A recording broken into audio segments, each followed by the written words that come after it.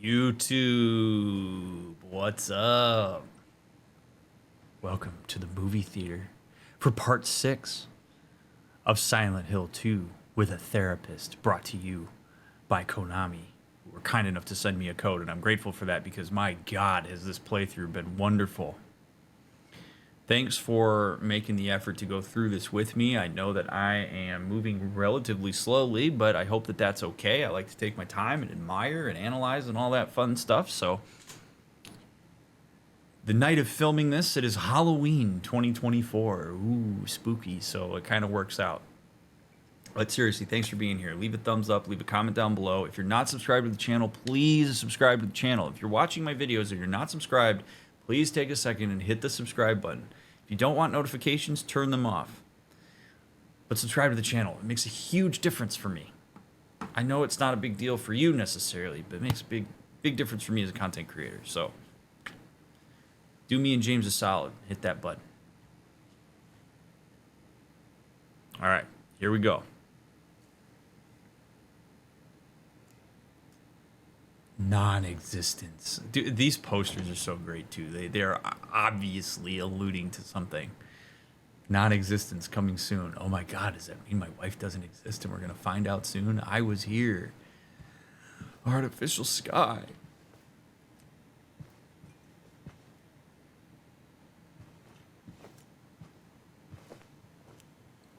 All right, so do I go into the theater and see what Eddie and the girl are up to, or do we take a look around?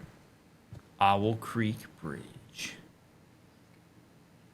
Back for a happier ending.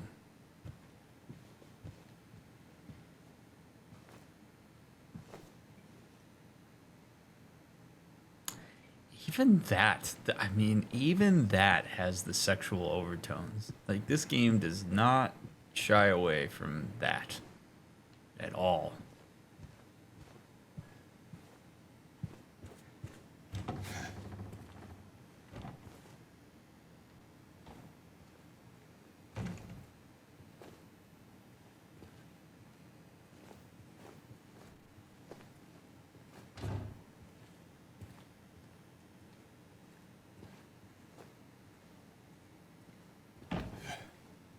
Whoa.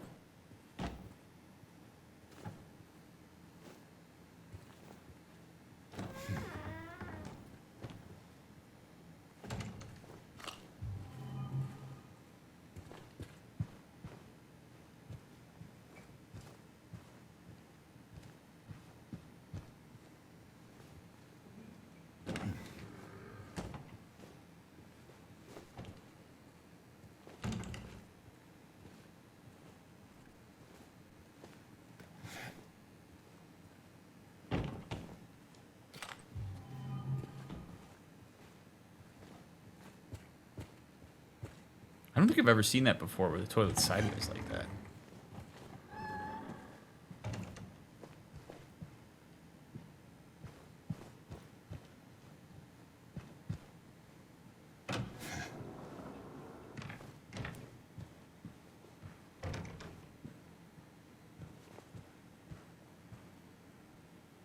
Eddie, my guy.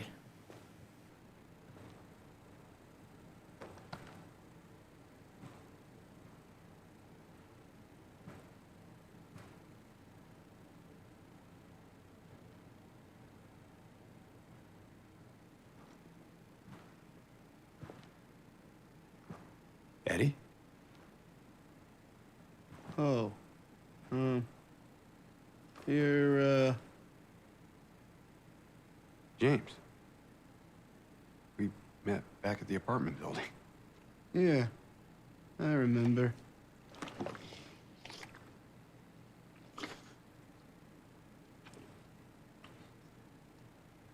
I see that you didn't make it out yet. Yeah. I just didn't get around to it yet.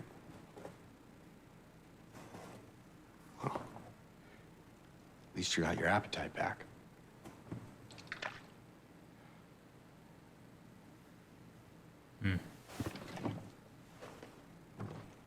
Are you alone here, Eddie?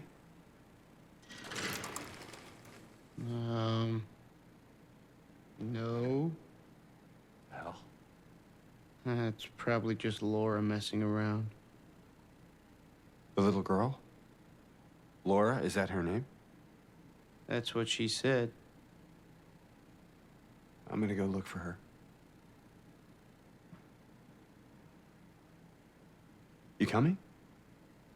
Now you want me to come with you? Never mind.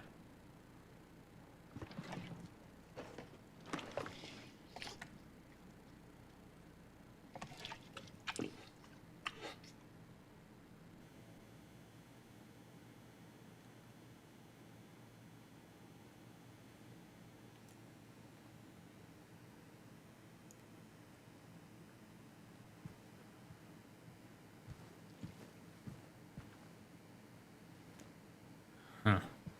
Gumby, thank you for the raid.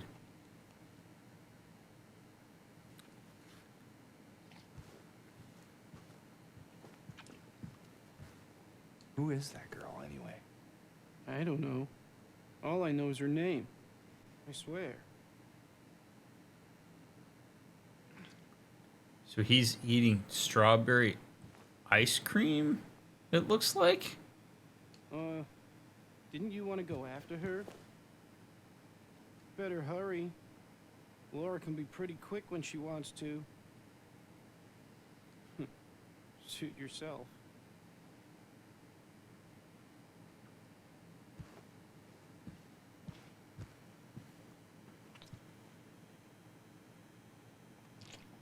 Interesting.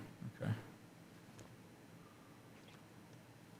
I don't think James's comment about Eddie getting his appetite back was like mean or anything like that. I think he was probably genuinely making an observation because last time we saw him, he wasn't particularly hungry, obviously, because he was vomiting profusely. So, I mean, in some ways, it probably is even some way a recognition that he's got his stomach back.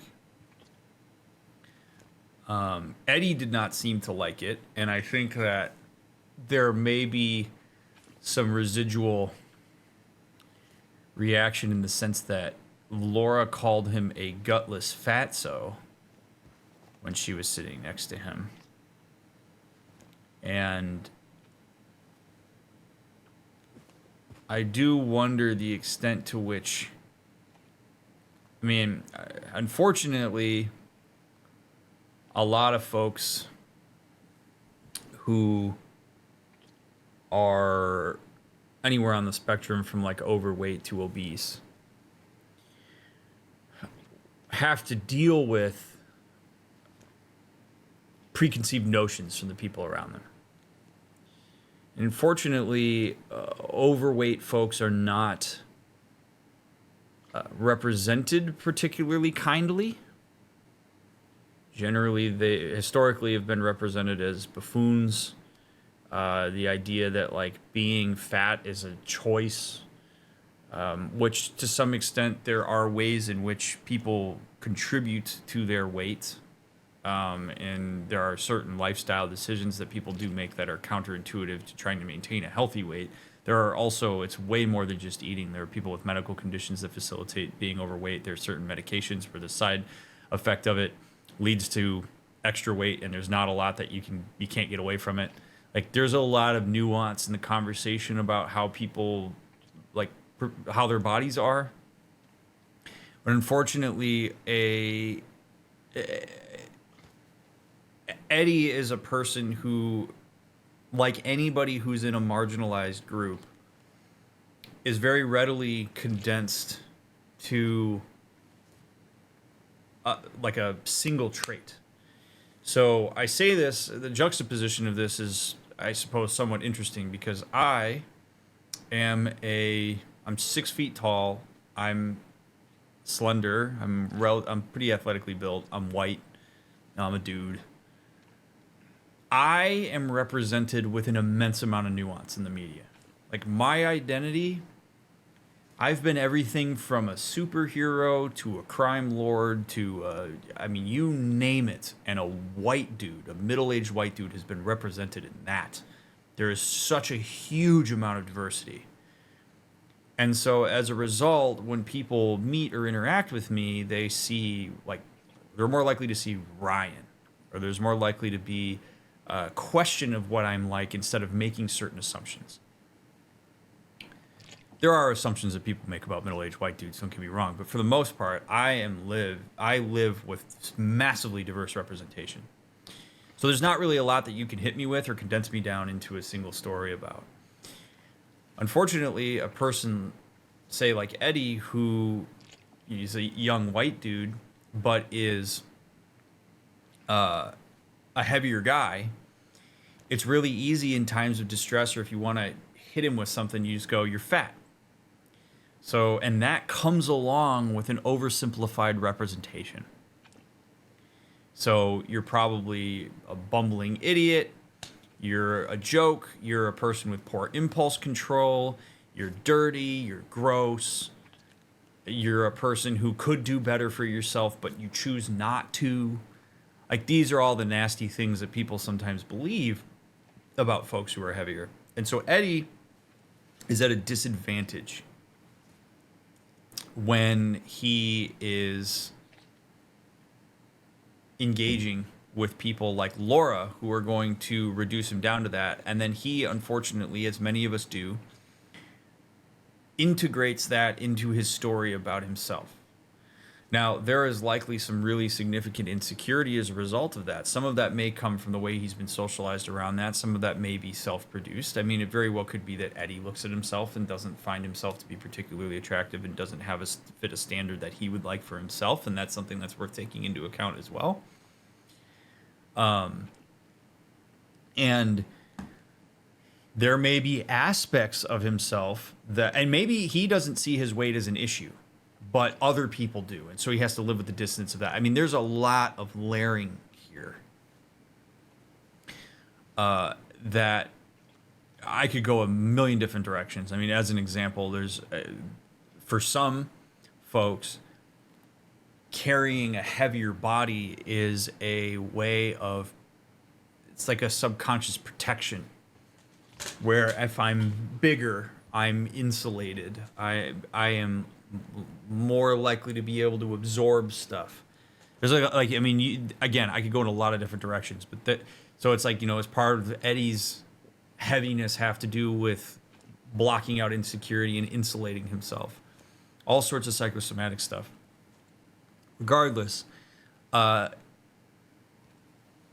he had a reaction when James mentioned his appetite, and I wish I could ask him more about that. I don't want to overly assume things about Eddie either, based on this part of him. I will say that he is noticeably more standoffish to James. Whether that's because of James or whether it's because Laura punched him in the gut, no pun intended, by calling him a gutless fatso. And so he's compensating in his conversation with James, who maybe he perceives to have certain traits that he wishes he had. I don't know. I would love to be able to ask him about it. But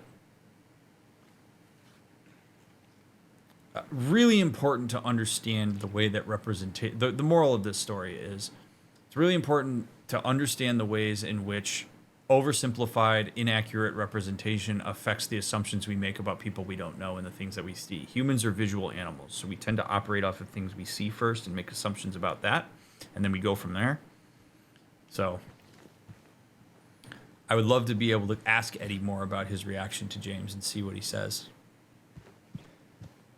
There was a part of this lobby I didn't check out yet, so I'm going to go do that.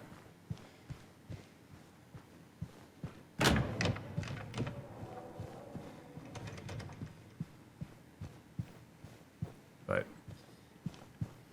weight is a complicated topic that there's sometimes a tendency to oversimplify.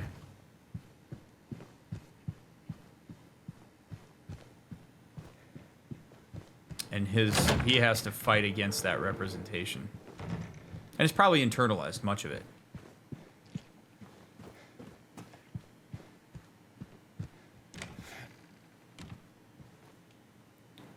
All right. So now, so now we're in the other theater. He's just sitting in the dark eating strawberry ice cream.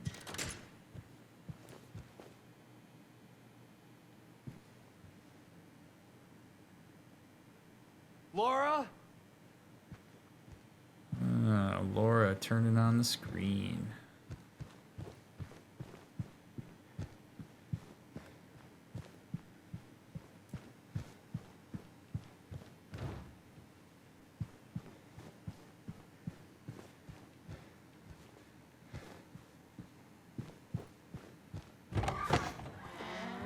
So actually, but I'm going to give, I just thought of this. I'm going to give you an interesting scenario here of more of the complicated interplay that can happen from like a human relationship standpoint, particularly with people who don't know each other and don't know their idiosyncrasies yet. So let's say that Eddie carries some insecurity and has internalized some of the not so great things he's seen represented or heard about himself. You know, gutless, fatso, lazy, whatever. Okay? So he carries that with him. Now let's say I walk up to him, somebody that he's never met before. Some of you who are watching this might know that if I walked up to Eddie and saw that he was eating strawberries or strawberry ice cream, I would have a reaction to that. Because I am deathly allergic to strawberries. So I might see the strawberries and freak out, sort of take a step back and react to the strawberries because of my own lived experience of not having a very good relationship with strawberries. It has absolutely nothing to do with Eddie. But because we all react a bit inductively in moments that with people we don't really understand, Eddie might think that I am reacting to him. He might project that I see him as disgusting. The way projection works, by the way, is when you make an assumption about yourself and then you believe that other people share that assumption and then you react to those people accordingly. So if Eddie sees himself as gross, and I react to something in a way that is an aversion, he is likely to project his insecurity about being gross onto me and suspect that that's what I'm reacting to and may be hostile to me as a result. When my reaction was to the strawberries, not to him. And now we're off, not blaming him for that. It's an understandable reaction. But that's how quickly human interactions can get derailed because of our own assumptions and our own insecurities and the way in which representation follows us, carries with us, and is internalized. Where maybe we don't get along because our first impression is that, and there's maybe not a curiosity to what did you react to there? And instead of assuming it's me reacting to him, I can say, I'm actually allergic to strawberries, so I got to stand over here because I don't want anything to do with that. That's where this stuff gets really complicated and, in my opinion, quite fascinating.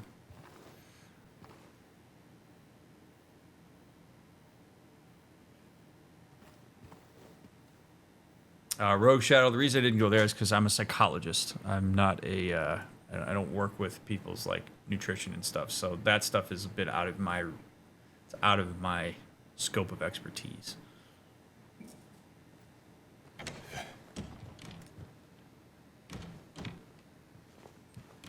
Yeah, multitude of factors go into this stuff.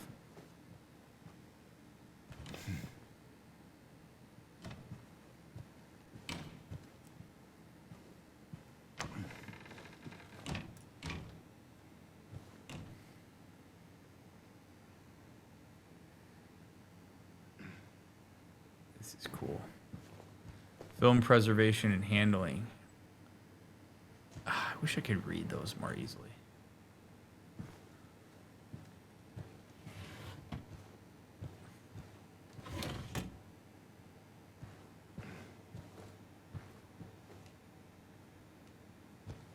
Movie projector operating instructions. Having made sure that the projector is set for your line voltage, plug it in. Swing up reel arms. Place the appropriate supply reel on the front reel spindle. Slip the take-up reel onto the rear reel spindle. Turn knob to threading position. Hold down the threading lever. Feed film leader to sprocket. Hold down the threading lever until film is caught in the take-up reel. Turn function selector with lamp position. Note, if the lever gets stuck, move it up a bit and give it a sharp tug. at? Old school.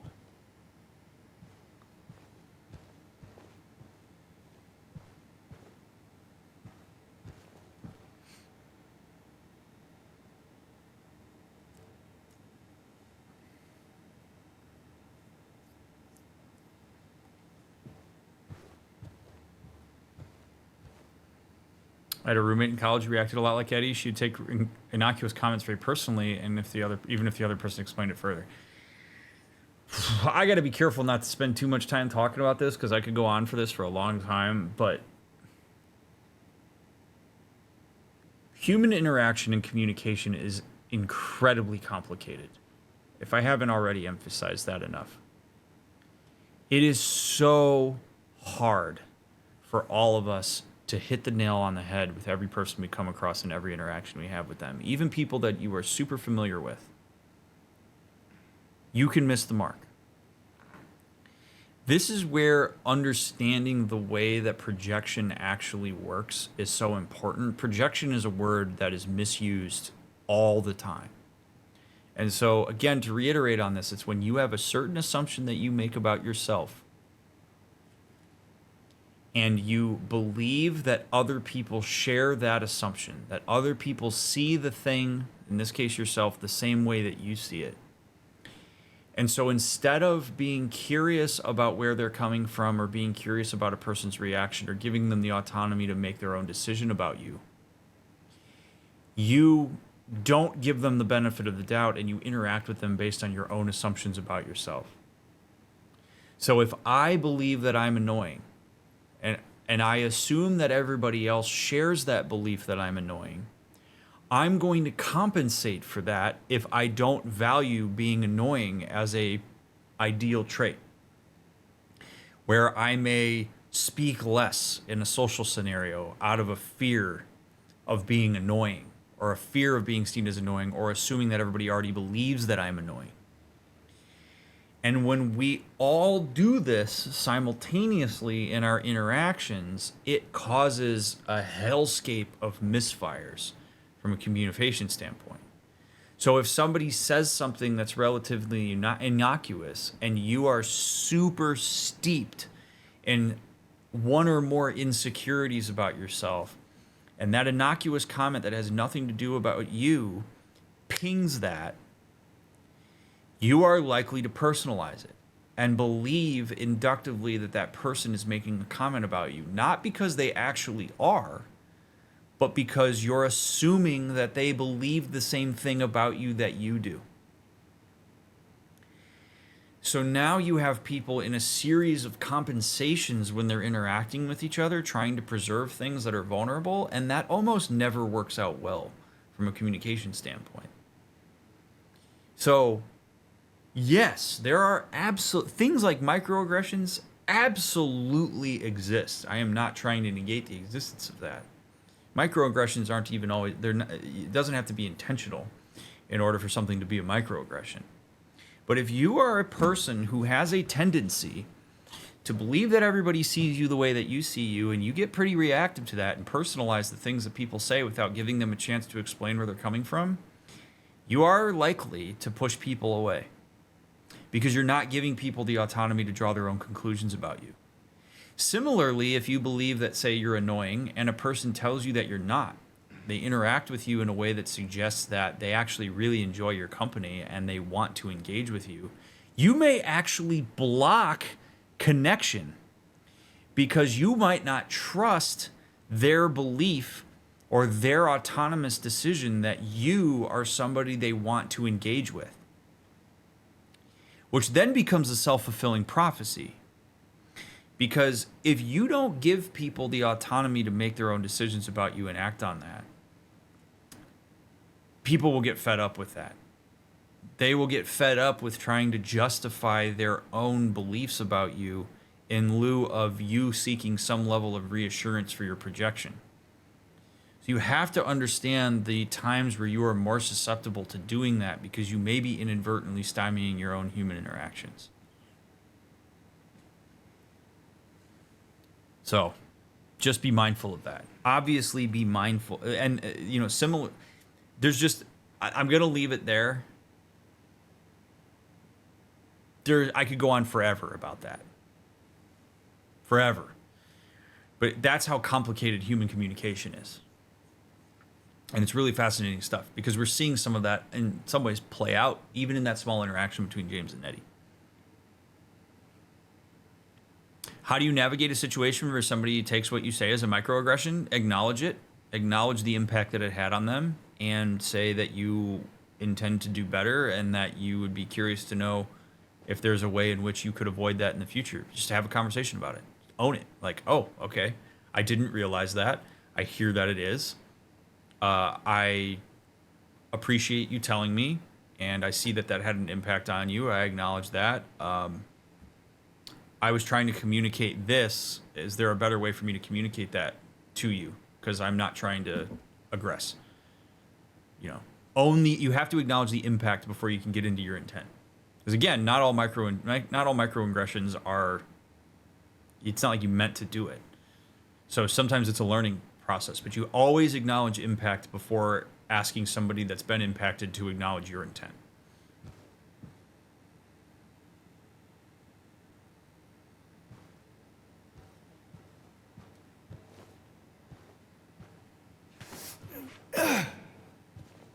Seems like a lot of effort for somebody else's upset. Well, you have to make the determination if that's a relationship that you wish to continue.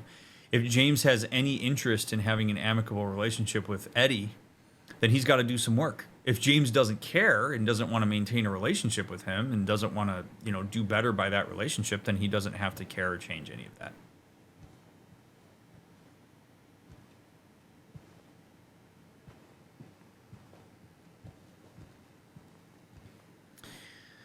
How would one even respect the person's evaluation more than one's own evaluation of oneself? Because there's no objective evaluation of who you are. There is no objective, this person is annoying, and we have to figure out who has the closer approximation of it. I can believe something about you, you can believe something about yourself, and those two things can exist simultaneously. The important thing is to acknowledge that you don't get to decide how I think and feel about you. In the same way that I don't get to decide how you think and feel about me.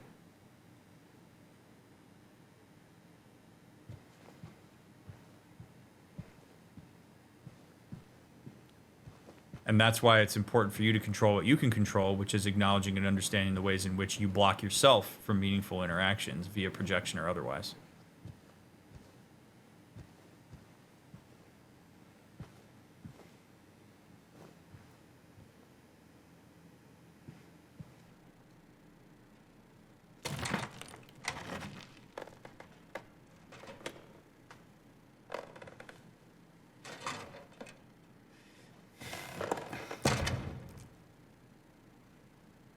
Hey!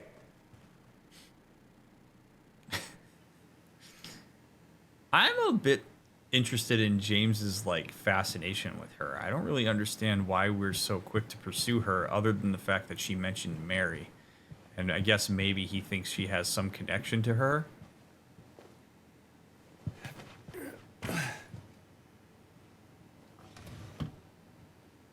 I mean, I'm sure we're going to find out. I find, oh, look at that. Oh, I thought people were putting cigarettes out in that. God, the equipment in here is so cool.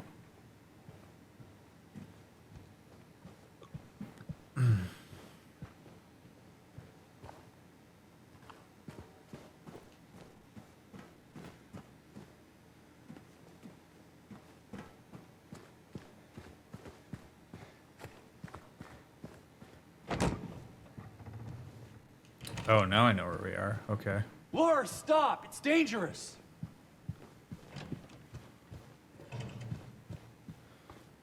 Is it? I don't know that she'd be so fearlessly running if... Oh, or maybe she would. I don't know. Maria? Did you see the little girl? Yeah, I tried to stop her, but she went that way. We can still catch her.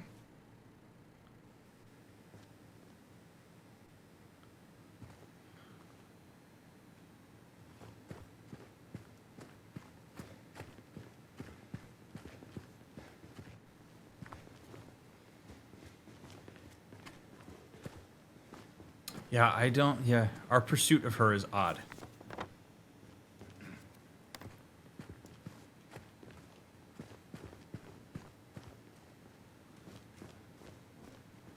I guess... Well, no, I guess it would make sense if James is worried that she's in danger. Because if, like... But... I don't know. She was, like, on the wall. I mean, I suppose I would probably be worried if there was a kid running around in this area where there's these big-ass monsters. Monsters that Maria can clearly see. Eddie has made mention of them. So, I mean, it stands to reason that we might be worried about her. But I also don't know that I'm going to chase her. It's not like James is responsible. Okay. Brookhaven Hospital. It's not like James is responsible for her.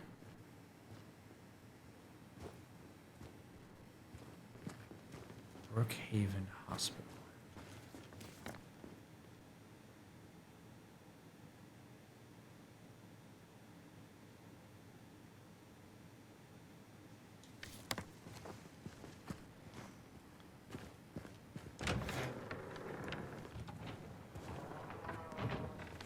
I'm sure there's nothing going to be creepy about going into a hospital in Silent Hill.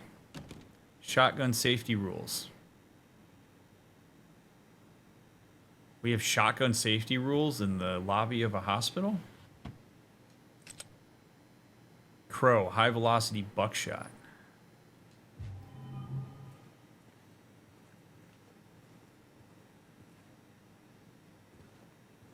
Safe direction. Keep your weapon pointed in a safe direction so that accidental discharge will not cause injury. Finger off the trigger. Don't put your finger on the trigger unless you're ready to shoot at your intended target.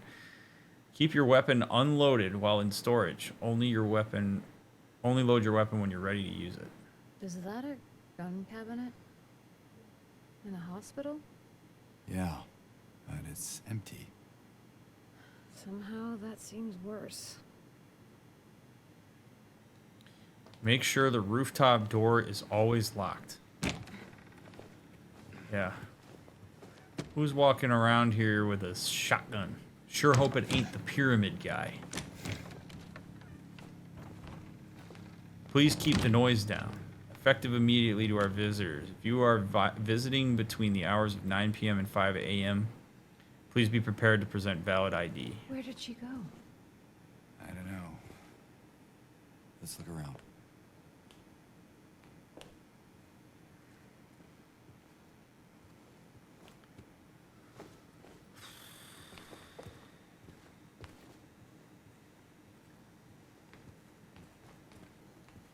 Brookhaven Hospital, 1920.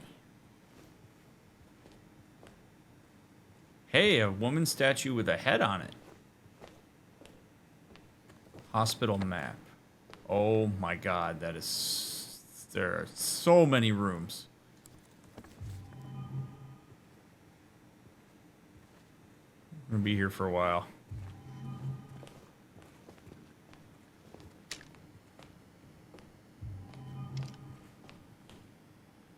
Anxiety. Is your medication safe? Don't let alcohol shatter your life. Think about your future. Remember, poor appetite or significant weight loss. If you experience poor appetite or significant weight loss, insomnia or hypersomnia, loss of interest or pleasure in usual activities, feelings of worthlessness or guilt, neither one of those are feelings. Diminished ability to think or concentrate. Contact your healthcare provider immediately. Please do not leave any personal belongings. Worthlessness is a judgment, by the way. It's not a feeling. It's a evaluation that you make. Evaluations aren't feelings.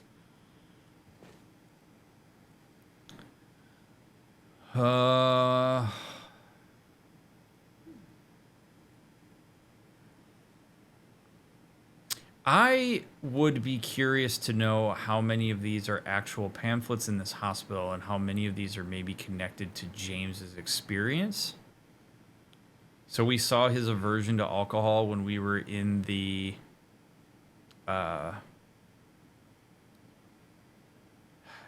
his aversion to alcohol in the strip club. And I wonder the role that alcohol had in his processing of his wife and whether maybe he drank more while she was sick as a way to try to get away from it. There's two reasons why people engage in excessive alcohol use outside of fun. One way is to feel your emotions, and the other way is to numb them. Different people use it differently. I'd be curious which one it was for James. Is your medication safe? I wonder how many times he asked that to his wife, particularly if it made her sick. I know that sometimes when people are going through extensive medical treatment that involves medication, particularly if you go through, if you're going through like cancer treatment, there's so many different things that people have to put into their body. There can be a fear that it's safe because the side effects of it are brutal. So, these are the types of questions that people would ask. So I wonder how much of this is connected to some of the way that he processed that while she was going through it.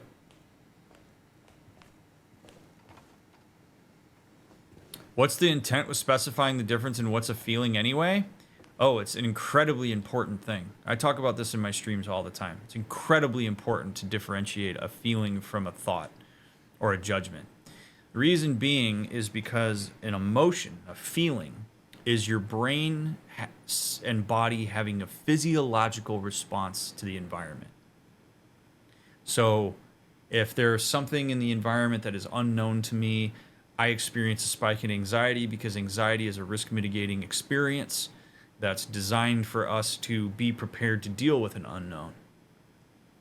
You can't change that. Like, you can't change your brain creating that emotional experience. If something makes you sad, if something makes you angry or anxious or happy or joyful, that's not a thing that you can just change at the outset. We don't really get to decide how we feel about things. It's not that they're immovable. You can change your response to emotions, and that can affect whether they're amplified or mitigated or rerouted. The cognitive part of what our brain is capable of allows us to do this, but the emotion itself is not something that you can change immediately, which is why it's always so deeply important to validate whatever a person's emotional experience is, because fighting against that is pointless because your brain is facilitating that for a reason. The reason we want to distinguish that from something like worthlessness, and I'd say that's not a feeling, that's a judgment, is because if you evaluate yourself as worthless, you're doing that with a body of data. You're drawing that conclusion outside of things that are just a physiological experience. So, I'm worthless is a a conclusion you've drawn based on either what you believe is complete or incomplete data. And the important thing to understand is you can change that. You can change your evaluations of things pretty readily. And in fact, in some cases, you should, because you may be working with data that is incomplete or not particularly useful. And if you talk about worthlessness as if it's a feeling, you're lumping it into a scenario where, like other emotions, you can't change it. So we have to make that distinction so that you attend to your emotion and then potentially reframe or refine the conclusions and judgments you're making about something that's happening to you or about yourself.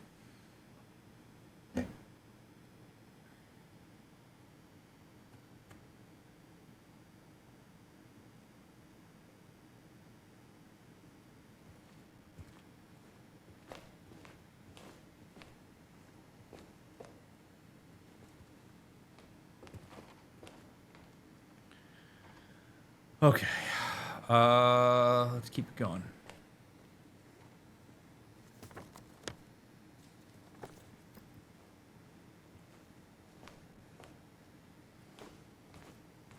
Can someone know you better than yourself? Not really. People can have differing experiences of you and draw different conclusions about you, but no, nobody's ever going to know as much about you as you do about yourself just because you're the one that's you. But what data you use to determine who you are is your evaluation of yourself is going to have a really significant impact on the way that you choose to interface with the environment.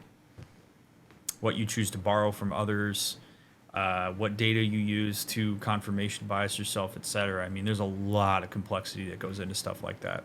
and how people develop a sense of who they are and whether to trust yourself versus what other people say. And yeah, I mean, that's a conversation we could talk 3 hours about. Due to repeated instances of keys getting misplaced from this point forward, they are to be returned to the locker at the end of every shift. All staff are required to memorize the padlock combination and are not to disclose it to anyone but authorized personnel under any circumstances. In case of any problems, report to the head nurse in examination room 3.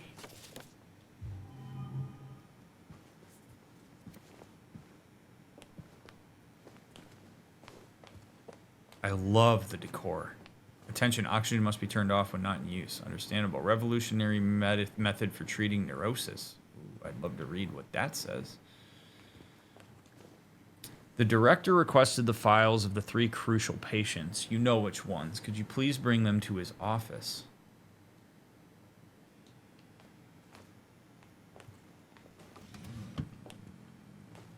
That's a note that nobody else was meant to read, and yet here I am, although it's in a public spot.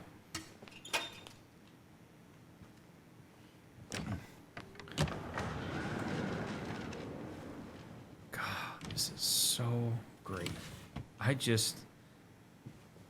God, all the detail.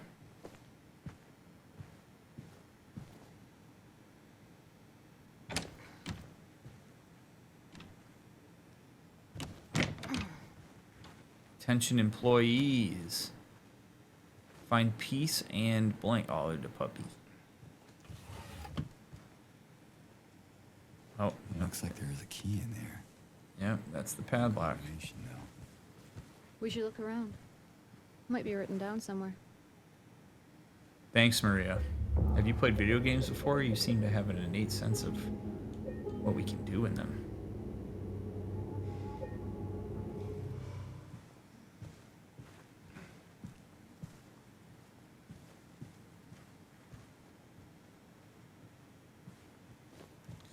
Honestly, I don't love having Maria with me. I really don't. I would so much rather she just like go hang out safely in the strip club or something. She's like just another variable that complicates this in a way that I really don't need.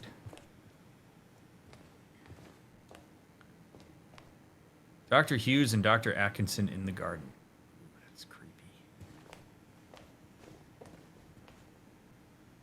She also is right up in my business every time I turn around, and that I don't love either. The restroom. Also, can we talk about how amazing the battery life of my flashlight is?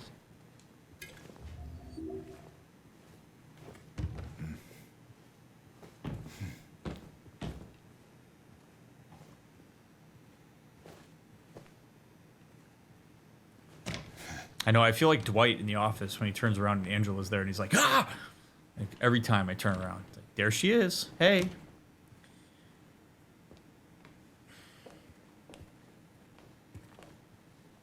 Guide to proper hygiene. All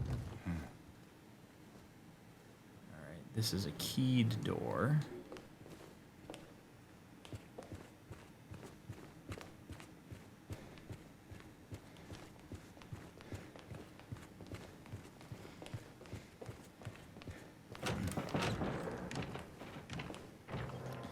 Exam room 2. No dice. Elevator. Exam room 3. Keep the door closed. He tries to open it. Goes all Midvale School of the Gifted.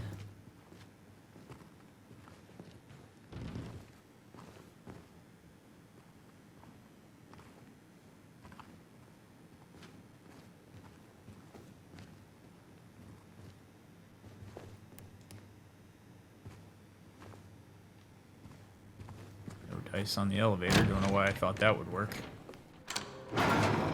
Oh. There. Laura, wait! It's okay. We don't want to hurt you. God damn it.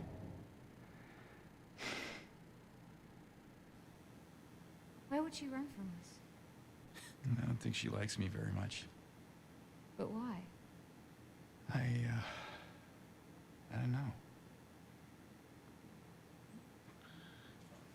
interesting. I wonder if I'm the wolf and she's the bunny. Well, James, I mean, it's two adults running after her that she doesn't know. I mean, she was taught stranger danger. It would make sense why she's trying to get away from us. We're like Michael Myers to her right now. Like, literally, she's in a movie theater. We show up. She leaves the movie theater. Here comes James lumbering down. Like, are you kidding me? I am literally Michael Myers.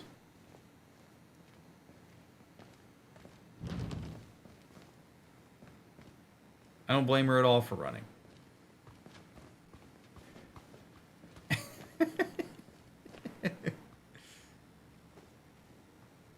Even as an adult, I'd be mad if James... Yeah, I mean, I don't want any human running that I don't know running after me and who somehow knows my name.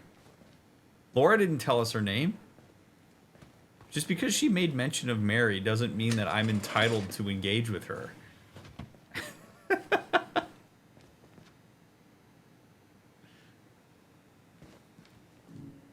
Alright, so... Maria, how about we split up? You can yell to me if you find something. I'd like that very much.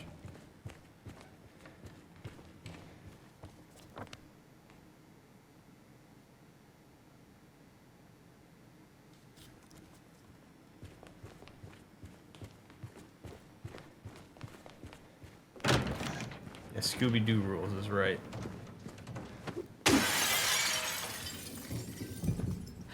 What was that? Not sure.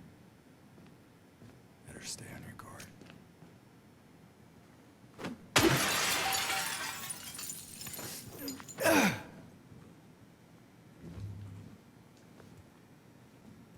You know, playing games like Dead Space and Callisto Protocol has conditioned me to think that I'm going to walk into an exam room and just see some wacky shit on these tables.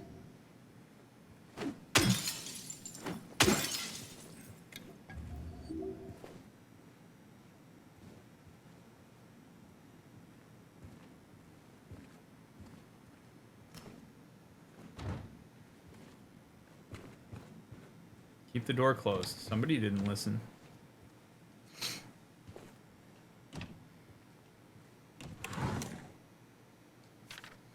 I wrote it down for you in a way you should finally be able to remember. Once you're in the lobby, just look around. Now remember, nurses, doctors, trees.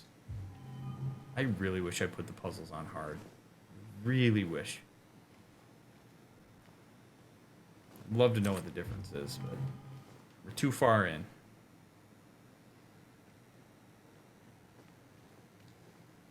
What kind of conditioning would that be called? That would be classical conditioning. As I'm making a association between two unrelated stimuli. Because of prior experience.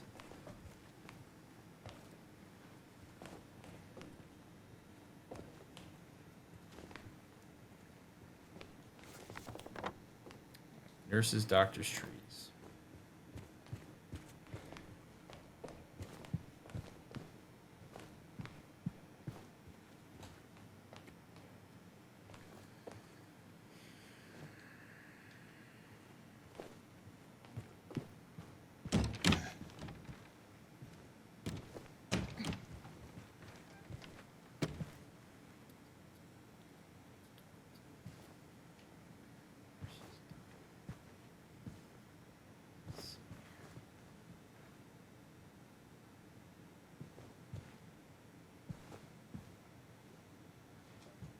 Man, I love that these are all labeled differently. Great.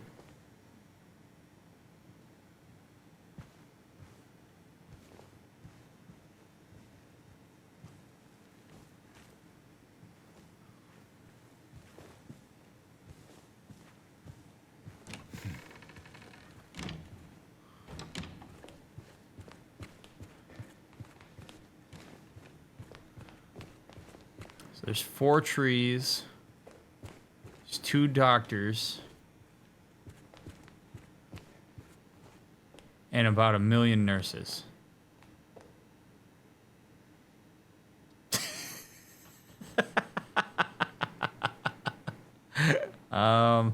Unless it's just the 3 dark ones in the middle. 3, 2, 4. Let's try it.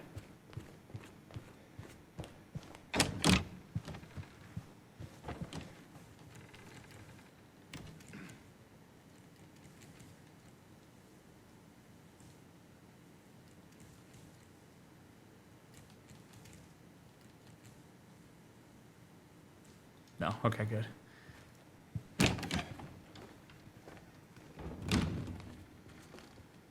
Oh, here we go. This one. 7. Okay. 7, 2, 4.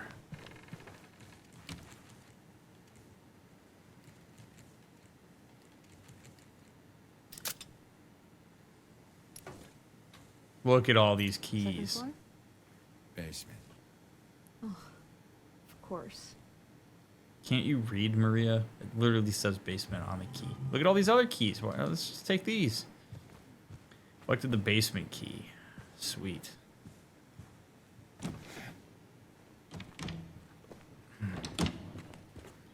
I'm sure there's nothing but fun things. This place feels so empty. You trying to blind me, James? Oh my god. Maria.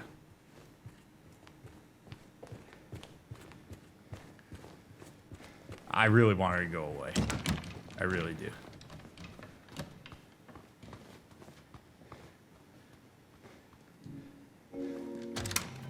If I blind you, will you go away?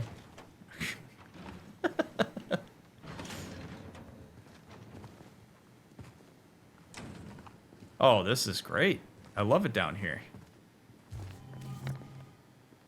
Alright. Brookhaven Hospital basement. Can't be anything bad in a boiler room.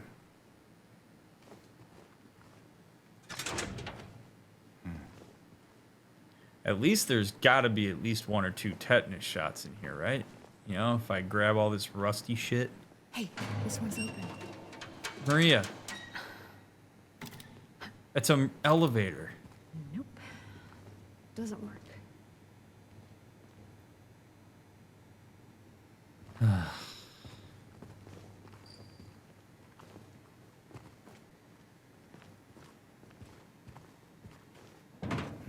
James could set a boundary, and he hasn't, so. He obviously enjoys some of the familiarity.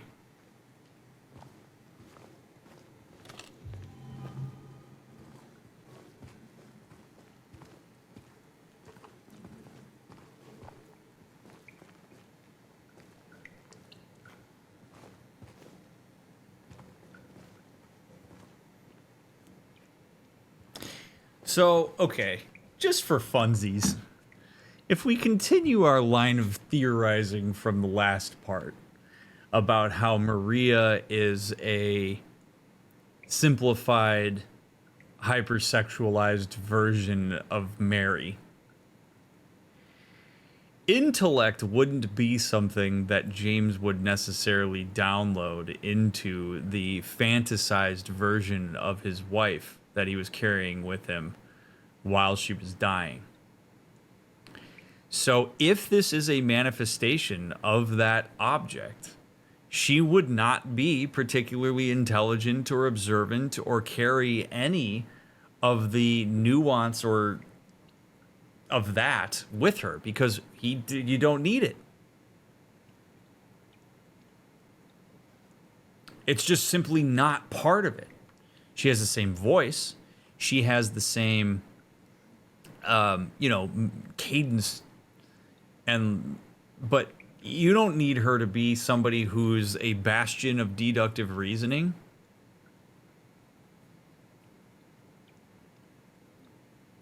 Not when you're thinking about taking that skirt off. You know? So maybe that's part of why she's not particularly smart. Or why she makes very obvious observations. Generator. You think you could get it working? Might get the elevator running again. Also why she's not particularly, like, capable. Watch it. She is conceptualized as a tool for his desires, not anything else. Oh wow, it seems like intelligence may have also been a simplified. Okay, so Jinx, I didn't even read. I didn't even read that. I love that we're on the same wavelength there.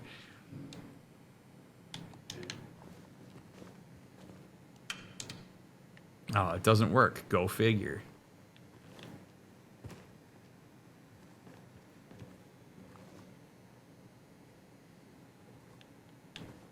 All right, so we got to find some gas to pour into that thing. Got to be gasoline down here somewhere.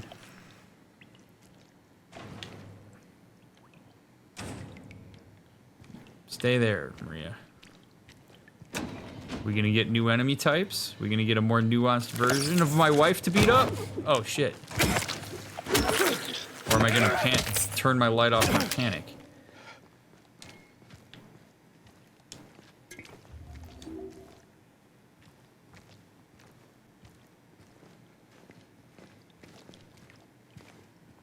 Yeah, she doesn't carry a weapon. Correct? You know, she's just helpless. She needs James. It's somebody who desires his presence, who needs him around, but needs him around because, you know, not because she's, well, or she's got traces of helplessness, which may have been a remnant. I mean, again, you're borrowing from reality when you create like these the spotlight, idealizations. but that's a bit excessive. Yeah, see, there you go. I like the spotlight. She's a borrowed amalgam of fantasy and reality. And it makes her quite interesting as a result.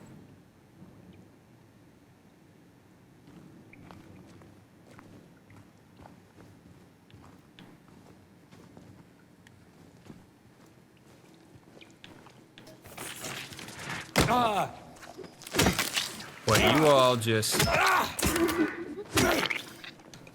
I'm just... Thank God I'm in a hospital.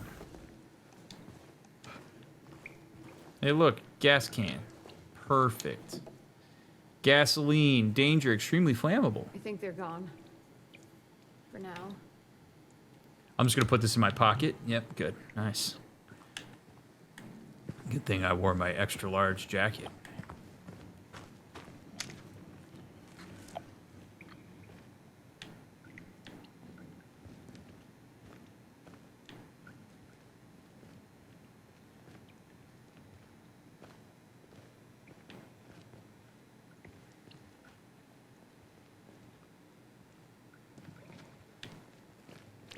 I see you hiding. Still don't really feel compelled to dodge. But, dude, you are gonna get whacked, Maria. If you stand that close to me while I'm swinging this pipe.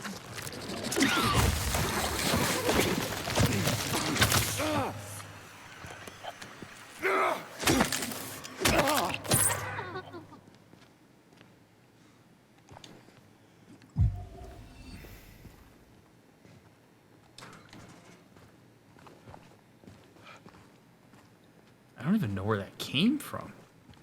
It was well hidden. I gotta check the ceiling, I guess. Ew, look at all those, like, fungal... Ugh.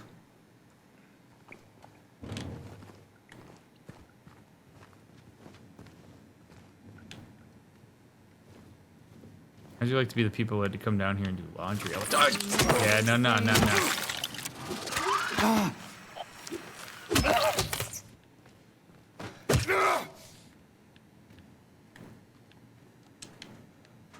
I would love it if James asked her if she sees the same thing that he does. Like, what do you see attacking me? Do you see leg monster or do you see something else?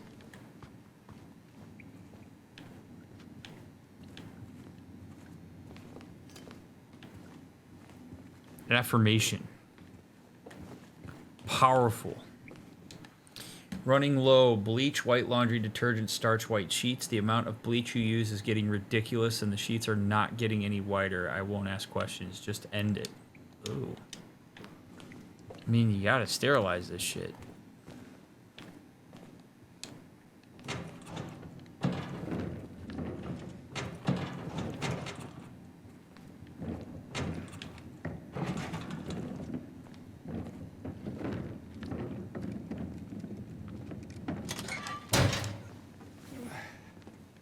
Hey.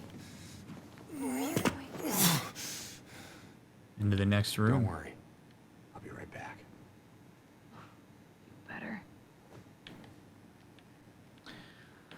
Ah, some peace and quiet. You better, huh? Or what?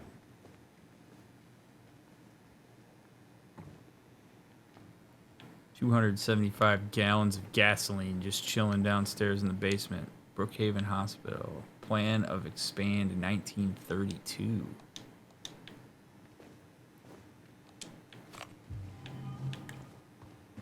No, Dr. Mick, you know you can shoot your gun every once in a while. You could.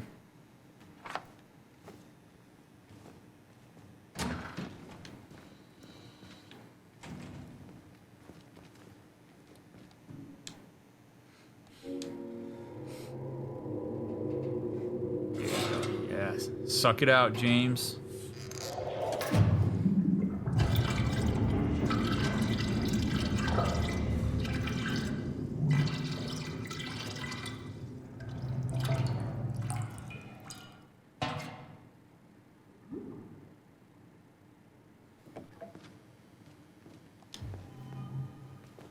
Oh, hey, get back.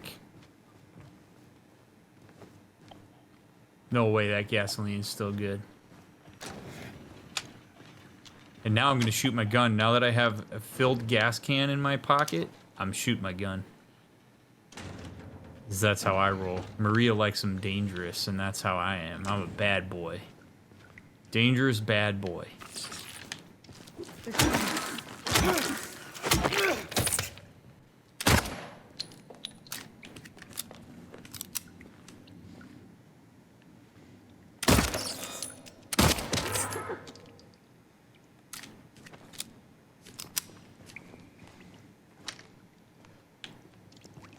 Yeah, you like that?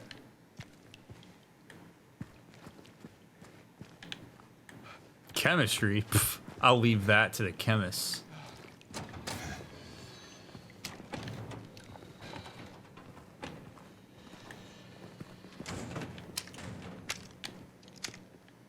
Maria, back up. God damn.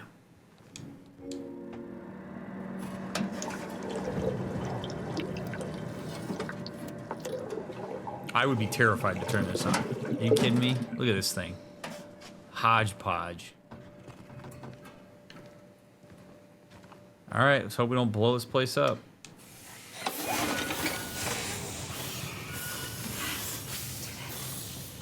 check out the elevator. Probably should turn on the ventilation.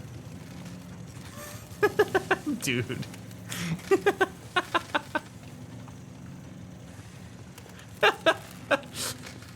Alright, now we just insert the graphite rod. And boom. Boom goes the dynamite.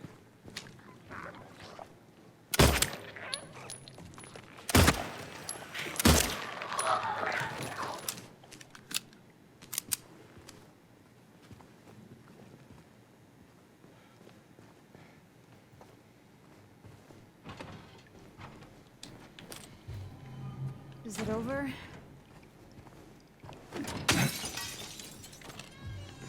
Look, I told you, you're more than welcome to wait in the car.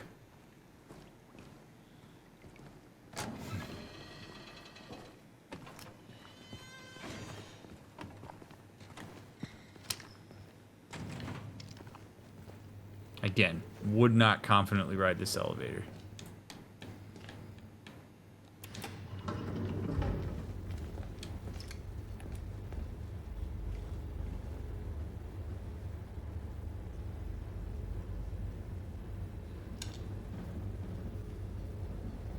Da, da, da, da, da. Boy, I wish I had music on right now. Okay.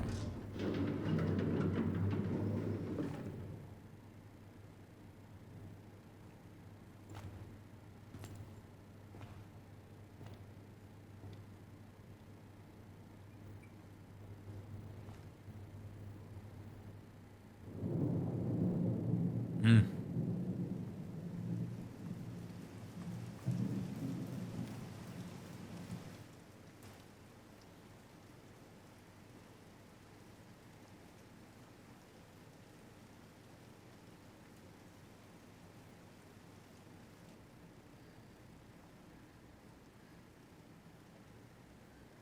Maria?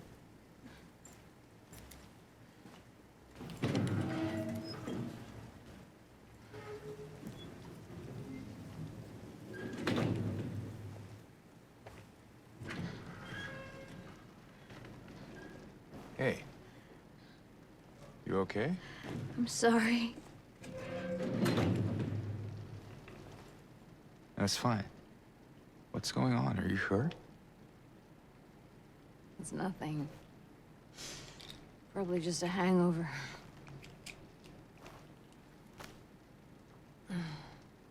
Maybe you should rest. Yeah. Okay.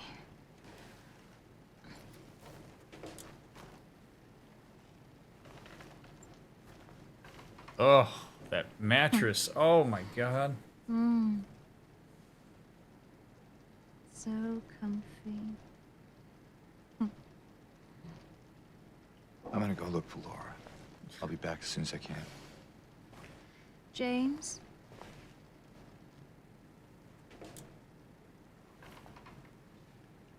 I wanted to ask you. What if you can't find Mary? What will you do?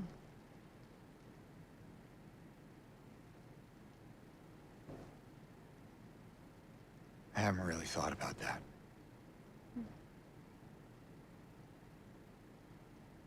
Get back soon, okay?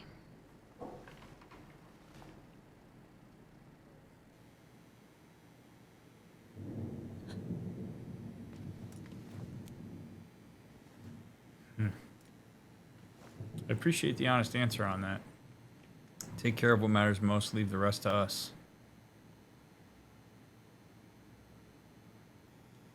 Luca, palliative care. Okay, so I mean so if we're in the palliative care wing, we're obviously working through that part of. Sorry, I just need a moment.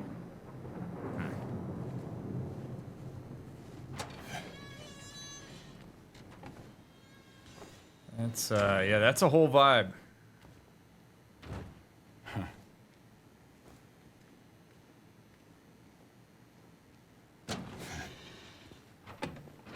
Now, where is that girl?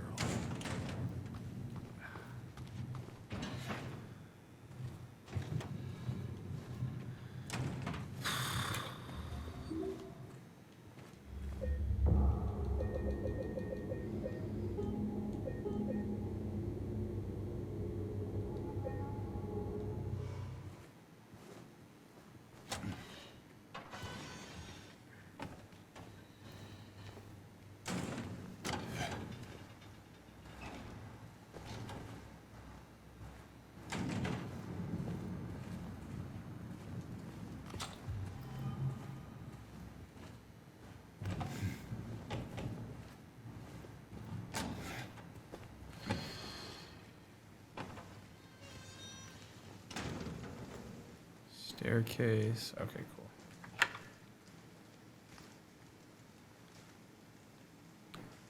Wonder what the significance of that is. C2. Oh, baby. Okay. Now we're... Oh, God. Ugh, I just got like the shivers. This gives me the skeevies. Ugh. God, these like metal dressers and shit. Ugh.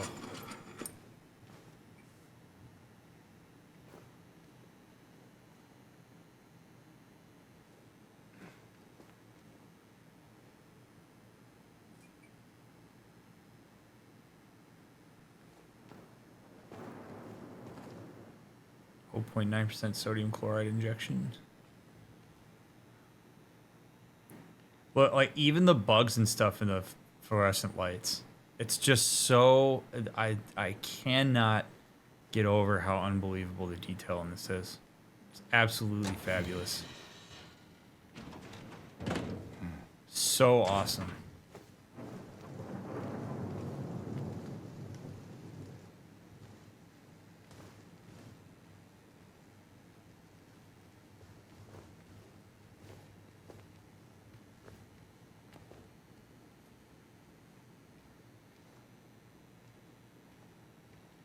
It's like they basically told whoever was in charge of all these environments, like, just go wild. Make it as detailed as you possibly can. Anything your mind can come up with, go there. It's awesome. You know what else is awesome? All of you hanging out with me for these streams. Thanks for taking the time. I appreciate it immensely.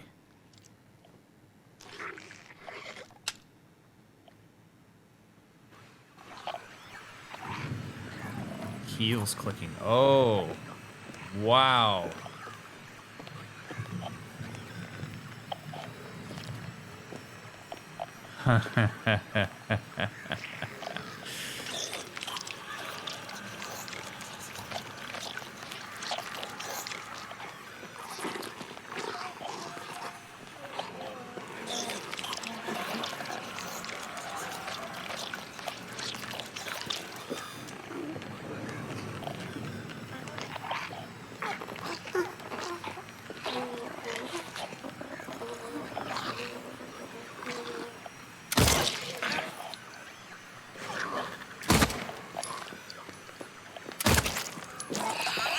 Oh shit, I dodged too early.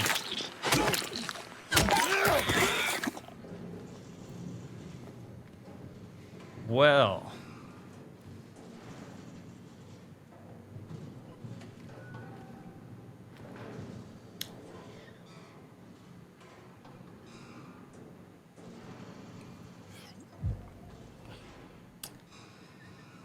Okay, so we have another updated monster.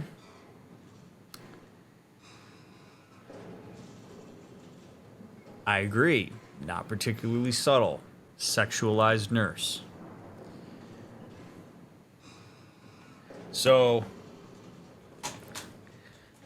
I'm going to tell a personal story here to illustrate the point that I'm going to make. When I was, I believe I was when I was 14, I was in Boy Scouts, and we went to this place called Sea Base. And Sea Base was on a island off the Florida Keys. It was about 10 miles off of, I think it's Key West. And we had to kayak there to get there. And on our trip, it was all guys, as you would imagine, right? So for the whole first half of the week, just a bunch of dudes. And we get to the island, and there was a woman who was one of the like leaders or whatever, but she was like part of the facilitation of Sea Base or whatever, and she was probably, I don't know, maybe like early 20s, and she was the only girl that any of us saw for the whole week, which as a as a 14-year-old boy, you see a lot of girls, and all of a sudden you don't see any, and then she's the only girl you see for the entire week. And like any 14-year-old boys with very little self-control when you're speaking to each other, we would talk. We were like, "Wow, she's hot! Holy crap! Damn, you kidding me? Like, we get a hot 20-year-old with us on this trip? Like, holy shit! You know, we're all being 14-year-old idiots. Nobody's being like overtly, sexual toward her or anything like that. But we're all, we're like, God damn, she's so hot."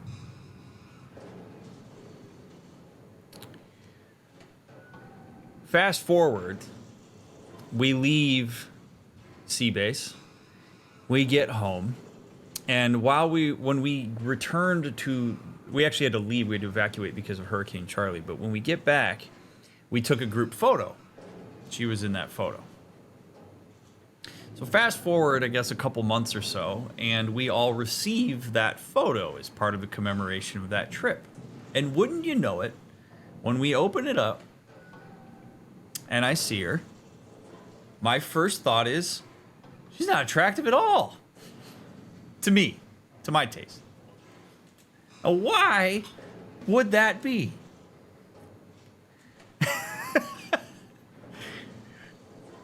relativity and availability. It's actually, I think, a very poignant part of the way that many of us engage with the internet and social media right now. We see more incredibly attractive people than our brains were ever meant to see when we were developing via evolution. So you sort of have an inverse right now where there's so much inundation of attractiveness that it actually makes folks who are of, average level attractiveness seem like they're ugly. And people actually can struggle sometimes with their standards and stuff, and it creates a very unhealthy dynamic that people have with themselves and with others. To return it to this specific moment, as James is going through probably about 3 years, again, of sexual unavailability from his wife, somebody who he believes is attractive, but as we've seen, his fantasized could be maybe more attractive to him. Her availability being completely off the table, him probably being home with her pretty often, maybe not being around too many people, who knows, or being stuck in a hospital with her, where his, and we're talking about a time before like the internet and Instagram, he's not sitting in his hotel room scrolling Instagram or anything like that. All of a sudden, if you have nurses that show up and are attending to your wife and are engaging with you and are in the space that you're in, you may sexualize them more than you otherwise would have, because sex is not on the table. Your wife is decaying and maybe isn't very attractive to you because she's constantly hooked up to medical equipment, and maybe her medicine has led to her, vomiting all the time. Maybe you've had to do things like change her bedpan, help her shower, clean up, all the things that are not particularly conducive to sexiness. And now all of a sudden you have a nurse who comes in that attends to her that you may not have otherwise thought was attractive, but because of the context that you're in, wow. So now we're in this hospital where there's palliative care, and we see a monster that is sexualized similarly to how some of the other ones have been sexualized up until this point, but now it's in nurse garb. To what extent did James have intrusive fantasies about the very people that were taking care of the person that he wishes he could direct that toward? And then we're back to the D word that has shown up throughout this entire playthrough, which is dissonance. How do you process that? Do you judge yourself for that? Do you sit with that and acknowledge that, like, it's an understandable part of what your experience is? Do you find yourself having this sense that you're actively suppressing urges that you don't really want to act on, but boy, is it enticing?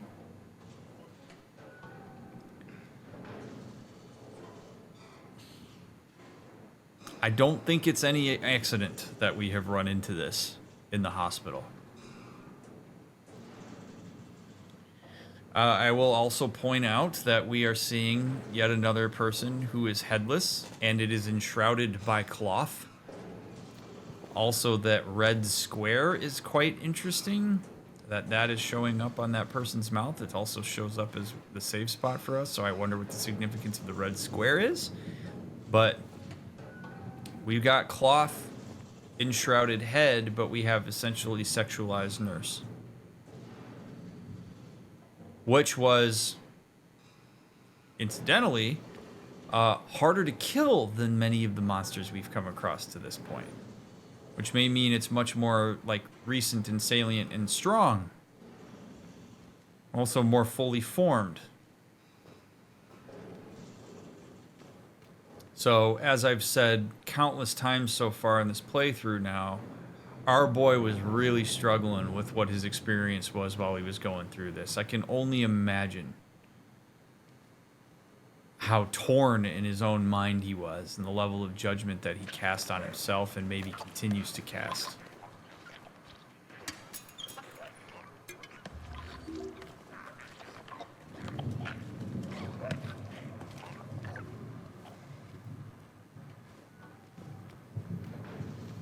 Love to know what that we're gonna find out, I'm sure, but I'm filing away the red square. The code has been reset to what we agreed on during yesterday's meeting in the doctor's lounge. Like I said, I don't want anyone writing it down on little pieces of paper for me to find. Be responsible, people.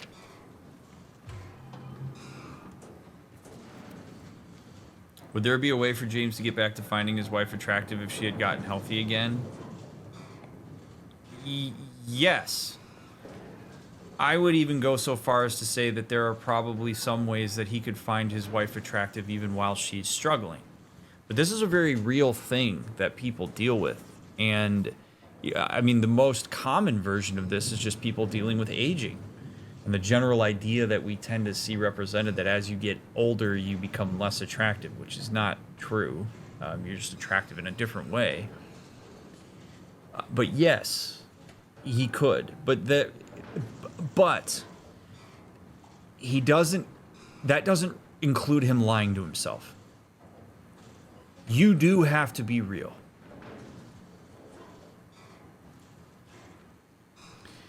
Meaning, if you are struggling to find that person physically attractive, that is something that you have to trust your relationship's ability to sustain as a conversation. So you don't really get to choose what you're attracted to. So if James kind of decommissioned attractiveness in his wife, and maybe she is physically changed in a way that doesn't really align with what his attraction is, naming that would be important, because if closeness and intimacy and connection is part of the connection, is part of like what the fibers are between him and his wife, and that's something that he feels some desire for, that can actually facilitate that. Or there are things that people can do to try to help that along. And sometimes that means there could be some level of exploration outside of the relationship, or perhaps there's a joint use of things like pornography or whatever that can facilitate some of this stuff and allow it to be something that you grow together again. I think the worst thing that can happen is for people to try to get back to what was when what was is not possible. You're essentially just constantly reharming yourself because you're creating an expectation that's never going to be aligned with via experience. So it's working together to build that back up in whatever way that may mean. And the thing that I often find to be the case for people when you try to have those types of conversations is there's a fear in disclosing what some of that problem solving could entail, because there's a worry that that's going to be upsetting. And you can't be afraid of that. Or you can be afraid of it, but you got to push through that. Sometimes rebuilding parts of a relationship includes saying things that are not particularly fun to hear.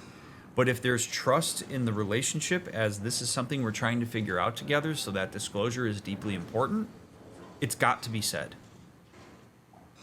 And if that includes James saying, I'm having a really hard time being attracted to you. I want to see you sexually.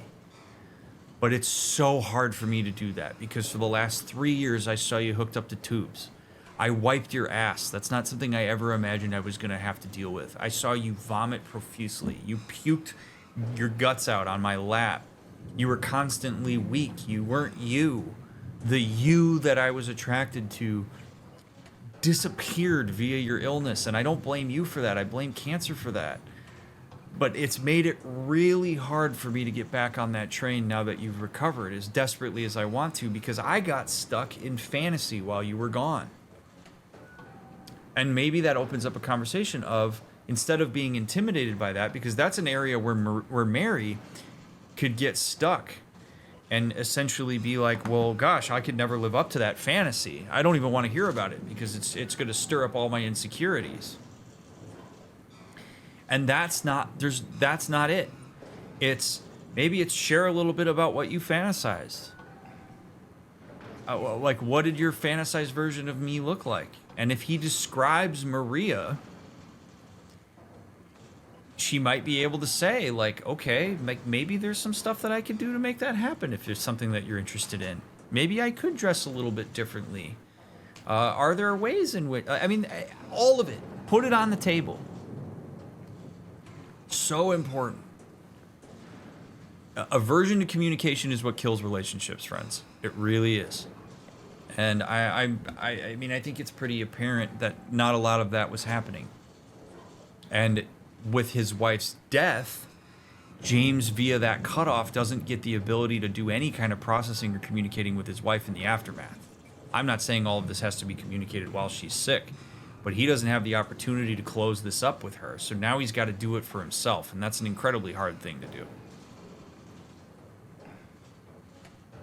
Have you seen couples openly address not being attracted to one another and end up staying together happily? If they're able to, if they're willing and able to communicate effectively about it and problem solve about it, sure, yeah, absolutely. Because then it gets into, what do you find attractive? What do you, like, what is the core thing that you actually find yourself drawn to? And maybe there's some exploration that has to happen in order to figure that out. Or, again, you know, these are this is where I get so annoyed with how black and white we get with these types of conversations, because there is absolutely no shame if your relationship is a point where maybe that attractiveness isn't there from like a physical standpoint, but you have all the emotional connection, you're still there, you still love that person, you don't want to be without them. But maybe sex is just not something that's really intermingling properly in your relationship at this point, and you do some problem solving, and maybe you come to the conclusion of like, you know what, we love each other, we're going to be together. You know what, James? If you want to go outside the marriage and indulge sex in that way, and that's something that you're able to keep outside of that because you feel securely attached to me, and maybe I have the opportunity to do the same, maybe that becomes something that we talk about as being part of our relationship. Maybe we don't have to be rigidly sexually monogamous in a way that we think we're supposed to be in order for our relationship to work properly. There are plenty of people who do that type of thing. So if you shut those things out immediately, you box yourself in. I'm not saying that you have to go out and, you know, engage with sex workers and stuff like that. Like, I'm not saying that that has to be what you do or that that's the solution, but it might be, depending on the circumstances of your relationship.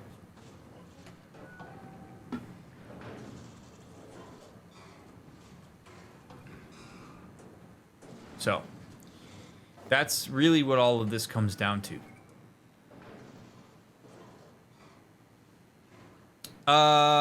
I mean, I don't know that I have too much to say about the nurse's demeanor, like the gyrations and stuff. I mean, other than, you know, if you're seeing a monster version of something that you sexualize, and the gyration of hips maybe has sexual connotation, but I don't know that I have too much on that. I think the issue with Maria is that it's an unrealistic expectation. I disagree with that. She could have tried to match her wellness, but I don't think she could even remotely get close to that fantasy. Not necessarily.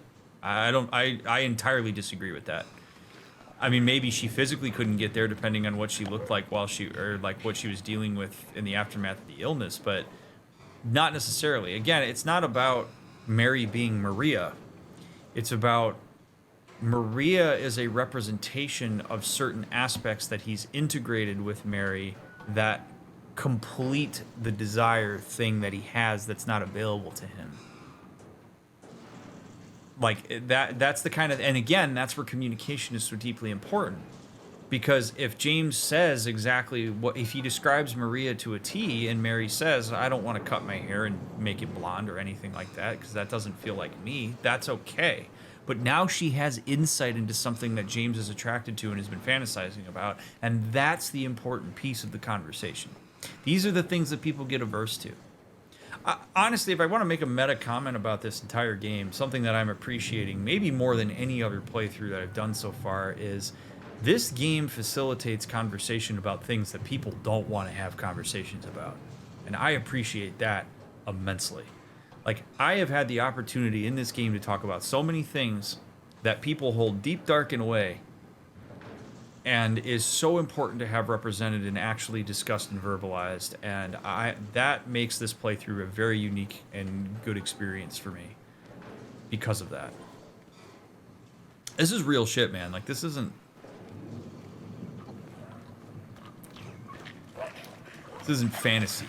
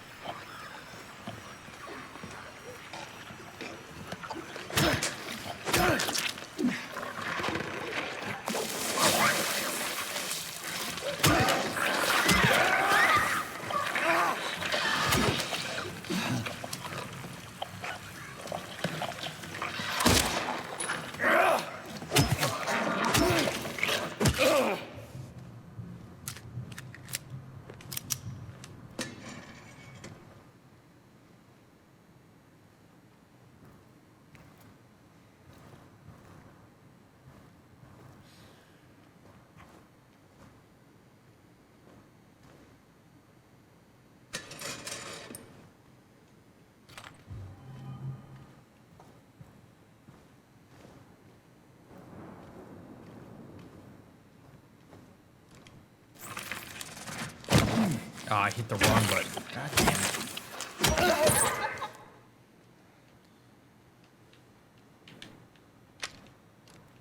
Why is my...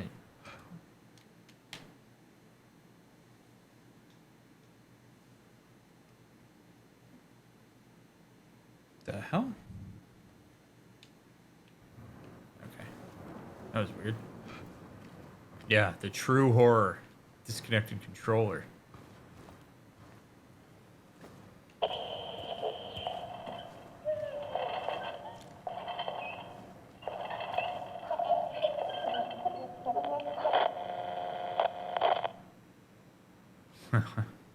That's the second time we've heard something staticky like that.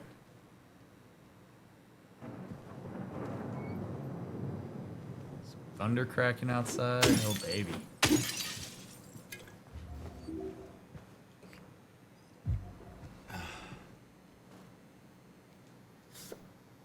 Her drawings. Bullet holes? Holy shit.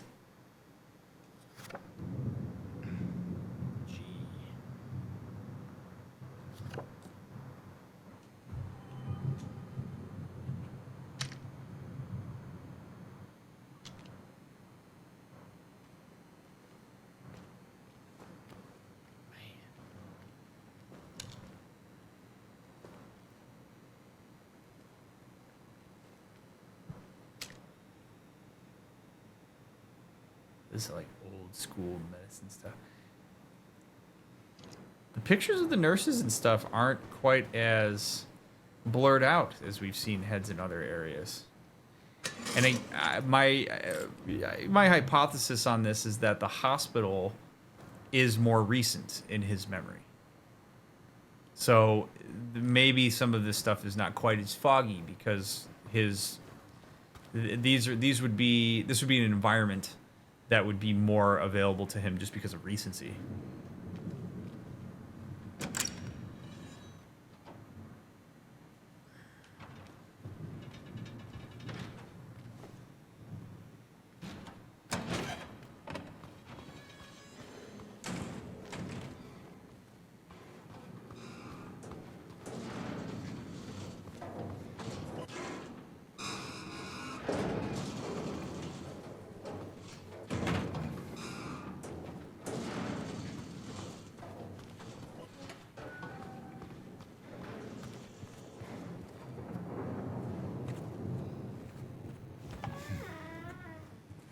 Laundry room. Oh boy.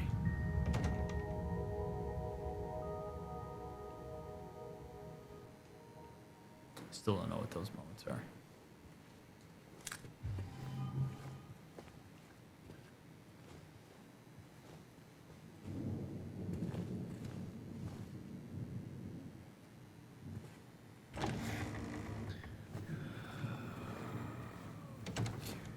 Another restroom.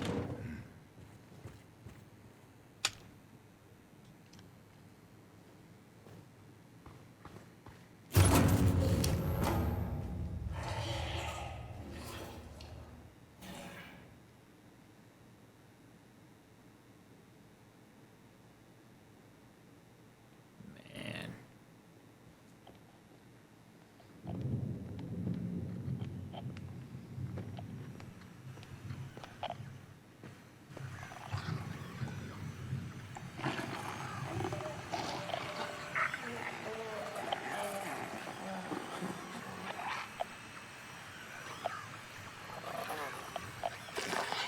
I mean, if anything, the body language is almost like she's exhausted.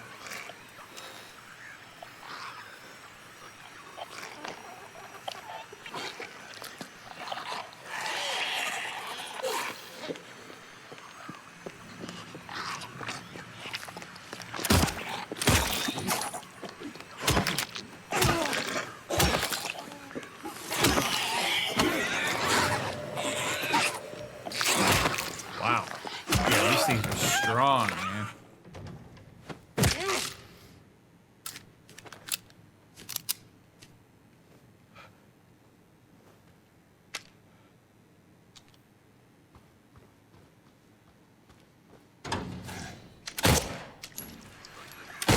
Oh.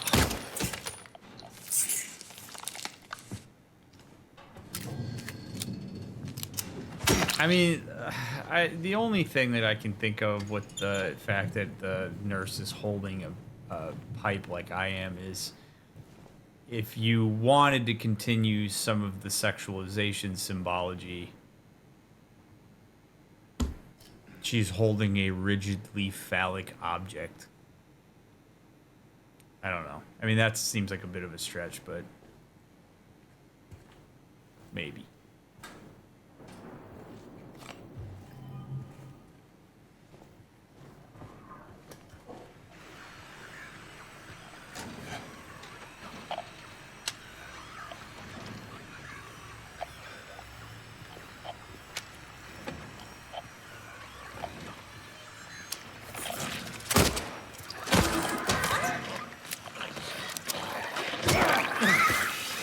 Oh, you dick.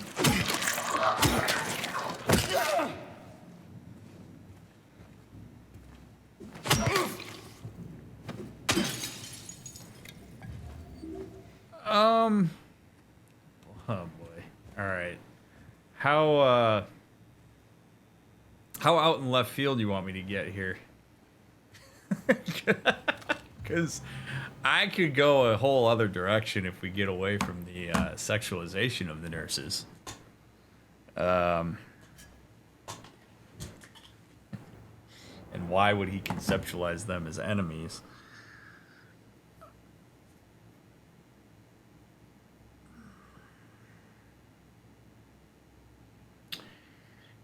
If James hit a moment, all right, bear with me on this, okay? I'm acknowledging up front it's left field. If James hit a moment in his wife's trajectory where the misery and the rot and the degradation began to outweigh the hope and the good, maybe went so far as to push a level of realization about his decision about being with his wife in the first place, or maybe he questions if his lack of attentiveness to her illness is because maybe he isn't as into her as he might otherwise have been. Or maybe he's just so miserable he has that moment where he says, you know, it would be easier if she died because I'm having to wrestle with a ton of shit and this is getting really old and I just don't know what to do anymore. You might see nurses as a bad thing because they're trying to help. So there's two ways you could go on this, right? Like if that's his mindset, if you've resigned yourself to the fact that death would bring you relief, the people that are trying to actually help your wife recover and save her would become, to some extent, antithetical to your desire to have her be released by death.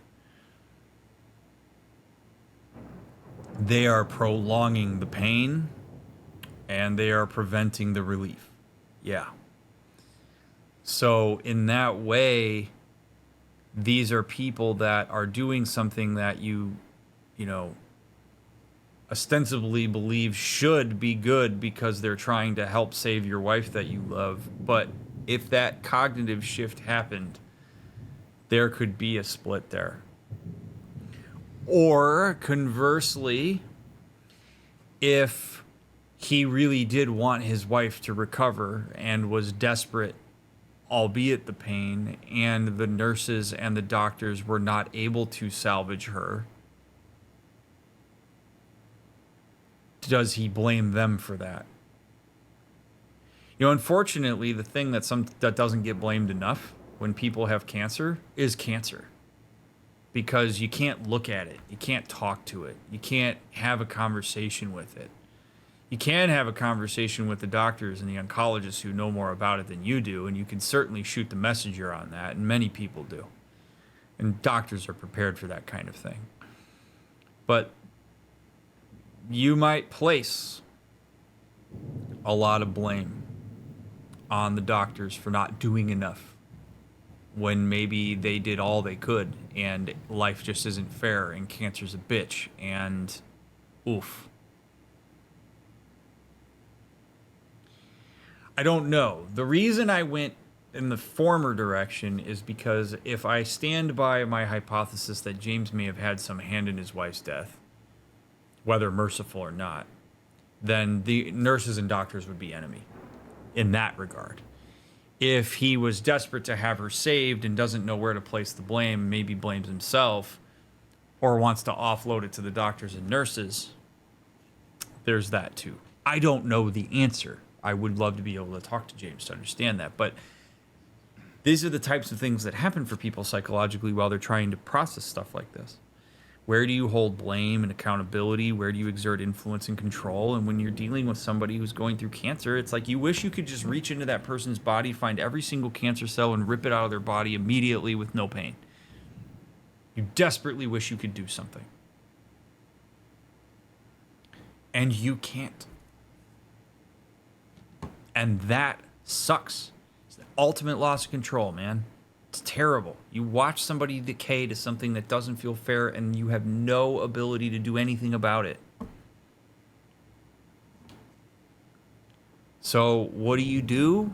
You try to find a locus of control. You try to find and regain sanity via blame and compensation and denial and things like that, because it's easier than sitting with the reality of this shit's happening to you and you never asked for it.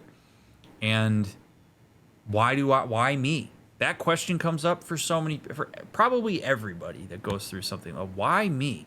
Why is this and then we go into all sorts of existential reasoning and abstractions about why that could be the case.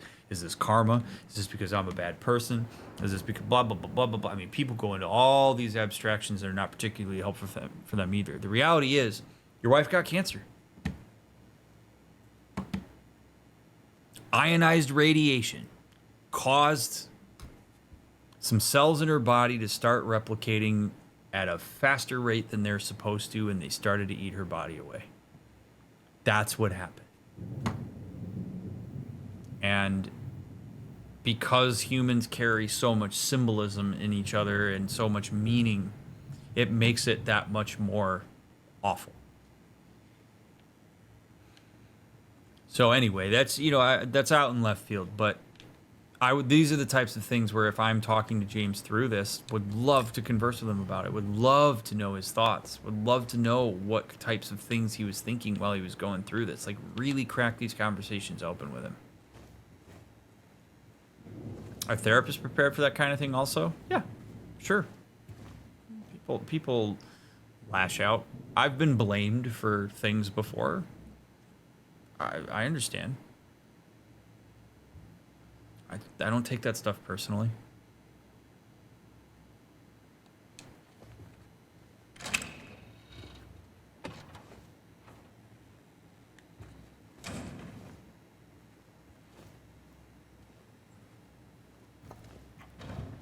Oh, for sure. Yeah, I mean that that's the other thing too, is like, we don't know anything about Maria. Was Maria ready to die and we prolonged her life against her wish? I mean, there's all sorts of stuff. The living get pretty entitled when people are suffering.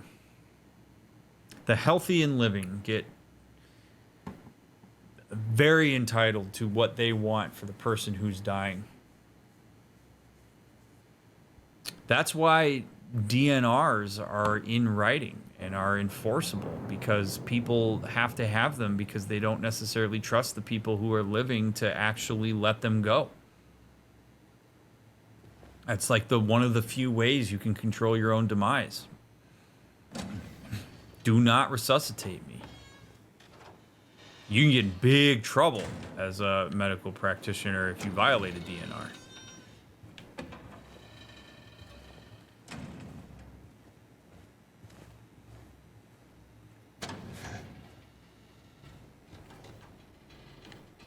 All right. I'm all turned around, so let's...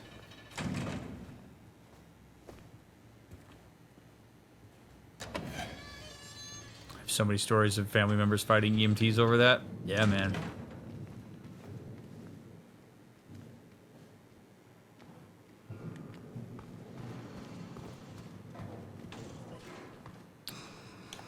Okay.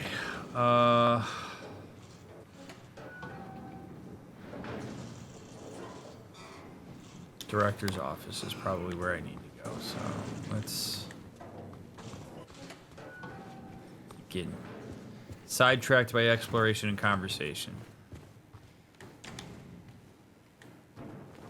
Oh yeah, we should go where the nerd. Okay, first, all right, directors. Oh my goodness gracious!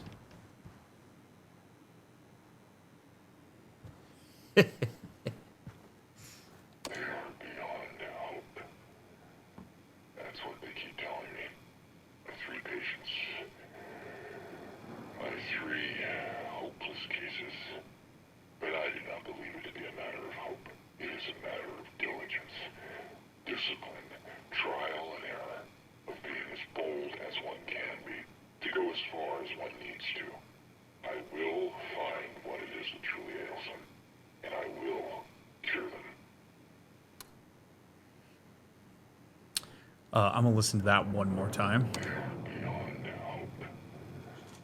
That's what they keep telling me. My 3 patients. My 3 hopeless cases. But I do not believe it to be a matter of hope. It is a matter of diligence, discipline, trial and error, of being as bold as one can be, to go as far as one needs to. I will find what it is that truly ails them, and I will cure them.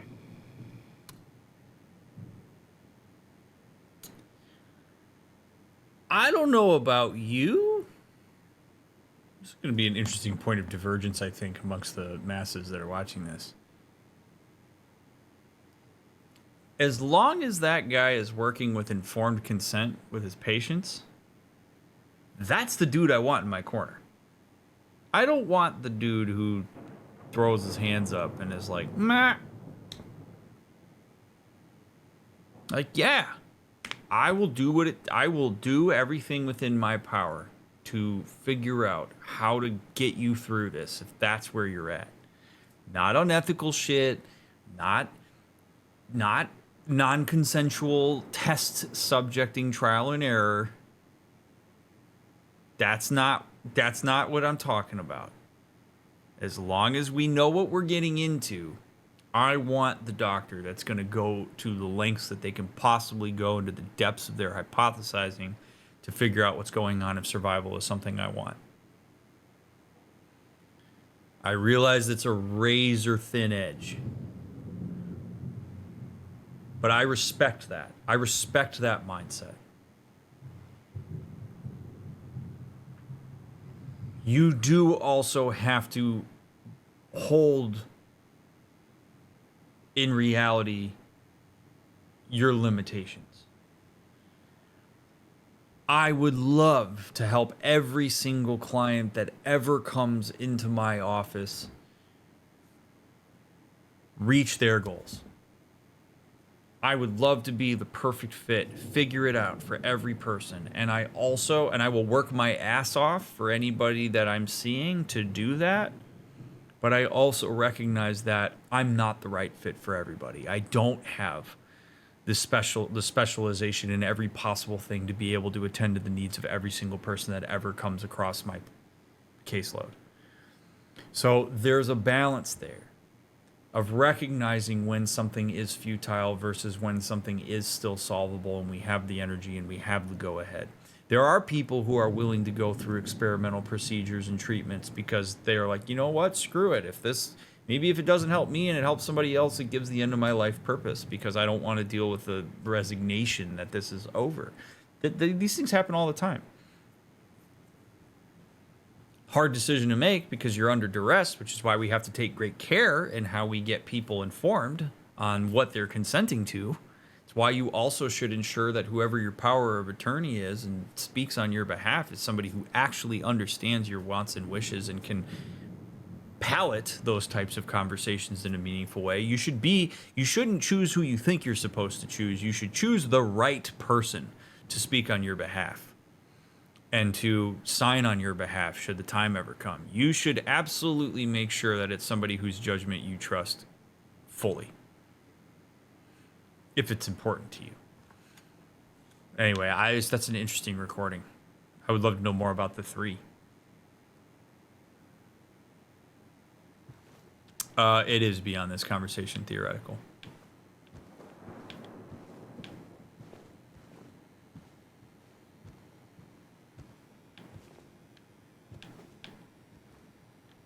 Cool office, I will say.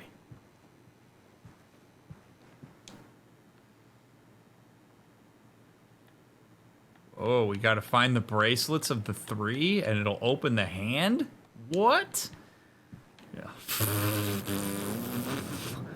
Okie dokie. Oh, man. I wonder if this is I hope this isn't our guy, because if that's our guy, it's weird that he has a photo of himself in his office like that. Oh, here we go. Look at this. Patient file 1, treatment evaluation card. Patient number 0130, designation 295.3. Moved to L1. Initial symptoms, intense and unrelenting anxiety. Current diagnosis, symptoms have intensified into full-blown paranoia. Visual hallucinations, recommendations, increased medication. Can't be left alone. Move to L1 for closer monitoring. Tense and unrelenting anxiety. Okay. Patient file number 2. Patient number 0090, designation 298.0. Room number D1. Initial symptoms, sensory delusions. Current diagnosis, insomnia, refuses food or water. Delusions persist. Recommendations, forced feeding and hydration. Bathing required to be carried out in the treatment room. Sleep medication, constant surveillance.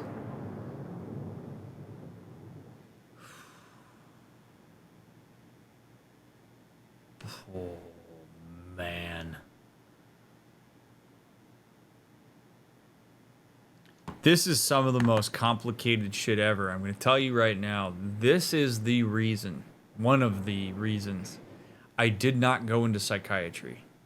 And I did not want to go into, like, psychiatric wards of hospitals. Not because I don't believe folks like this deserve treatment, but because this is unbelievably complicated and taxing in a way that I don't have a ton of capacity for from, like, a professional standpoint. It would be very hard for me to make my living this way. Because when we start getting into this approximation of what a person's reality should be, how to make sure they're safe for themselves or for others, but what if that violates their wishes? Something like aversion to food or water, if that's a conscientious versus is that like a psychotic choice? And do we force feed somebody who refuses to eat? These are...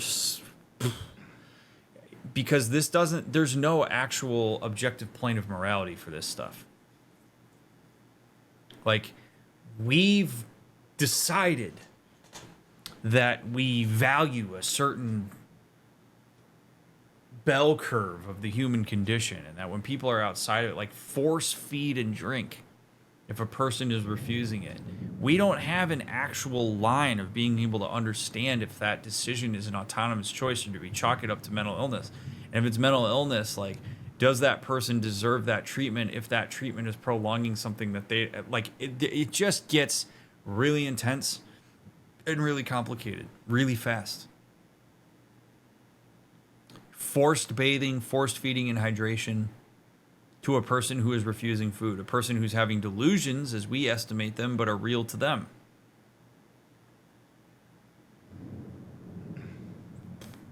The people that work in this context are amazing. And they work hard, and they have to make impossible decisions constantly, where there is no actual right or wrong. And if you believe that this would be an easy thing to make a call on, you are so profoundly mistaken.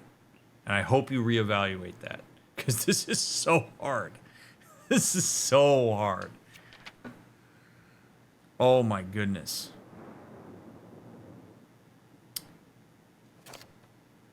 I mean, if you're the question about like something like straitjackets is super contextual, and I don't know how much straitjackets are used anymore, but restraint is sometimes required for the safety of people around and for that person. I mean, that's the thing, right? That's part of the complications of this type of thing, is you have to keep people safe that are around that person, and also you want to maintain a standard of safety for that person.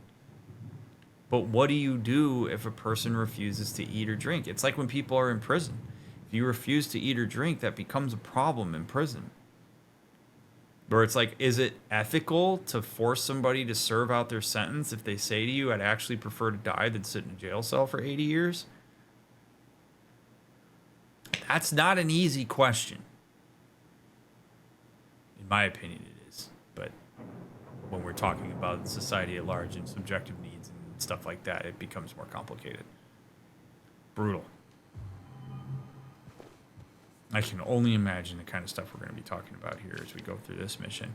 Treatment evaluation card for patient file number 3, patient number 0050, designation 301.3, patient room number C1. Initial symptoms, sudden outbursts of aggression, visual and auditory hallucinations. Current diagnosis, this is all crossed out, but current therapy is considered effective. Unprovoked outbursts declined, social interactions improved. What did I miss? Recommendations continue with current therapy. Water has a calming effect. It used to.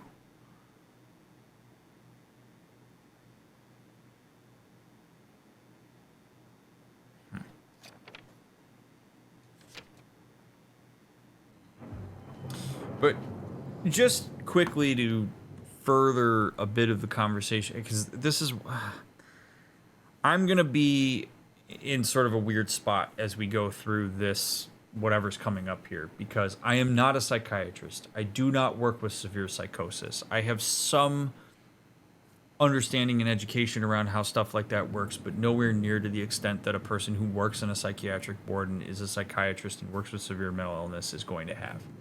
So I will acknowledge my limitations as we go through this.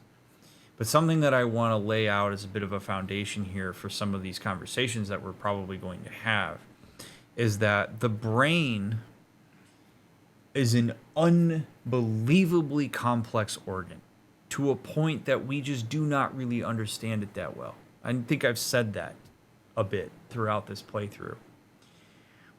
But just like somebody can have some sort of issue with their heart development or their pancreas, or you're a person who doesn't grow hair or whatever, our biology is akin to certain anomalies that have effects on our physiology and on the way that we present. The brain just so happens to be a profoundly important part of the way in which we behave, way that we actually interface with the environment around us. Well, the brain, as complicated as it is likely to have things that can happen that are structurally off or altered that leads to behavioral manifestations that don't fall within what we've societally dictated as the norm. In the same way that if you take a 3-piece, or a 5 or 10-piece bicycle, and you take a 5,000-piece motor in a car, you're more likely to have some nuanced things go wrong in a car, and also some profoundly complicated things go wrong because there's way more moving parts in the car than there are in the bicycle. It's kind of the same thing with the brain. The brain is ridiculously complicated. So all you have to do is change the brain's physiology in some ways, and you can actually change people's behavior. It's pretty wild.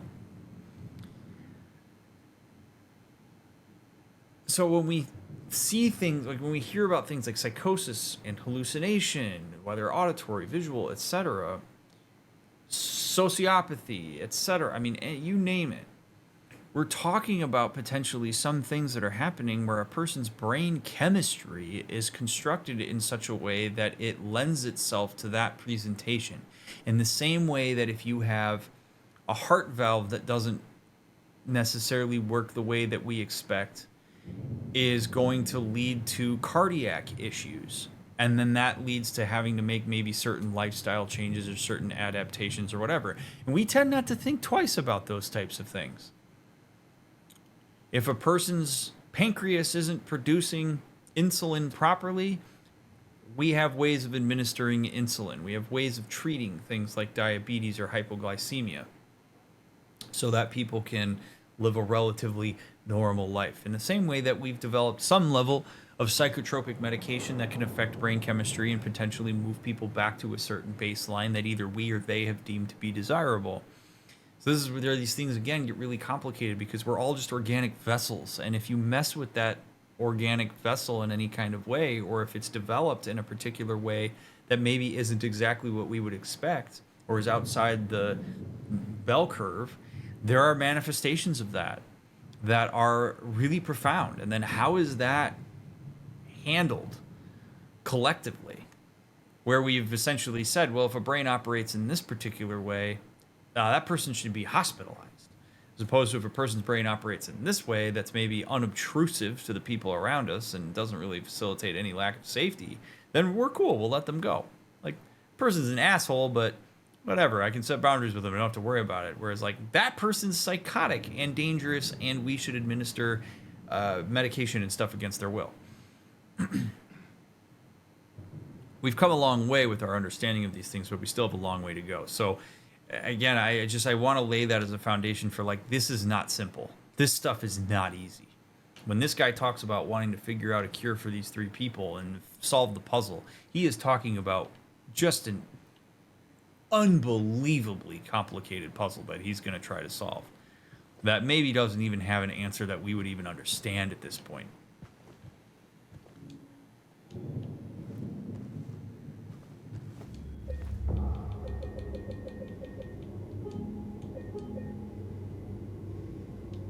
So, you know, with that template determined, we are going to likely have quite the doozy of an episode in part 7.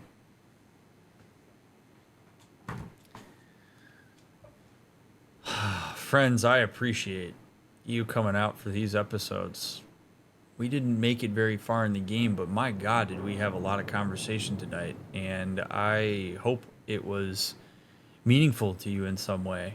Remember, I am just but one guy. I am but one perspective. I do not claim to know everything there is about everything. Okay? So take what I have to say with a grain of salt. Put it within a context of other people maybe talking about these similar things. This is just a vehicle through which I talk about this stuff. I don't care if I'm in alignment with what the developers intended. I've tried to be very clear about that throughout the playthrough. This is just...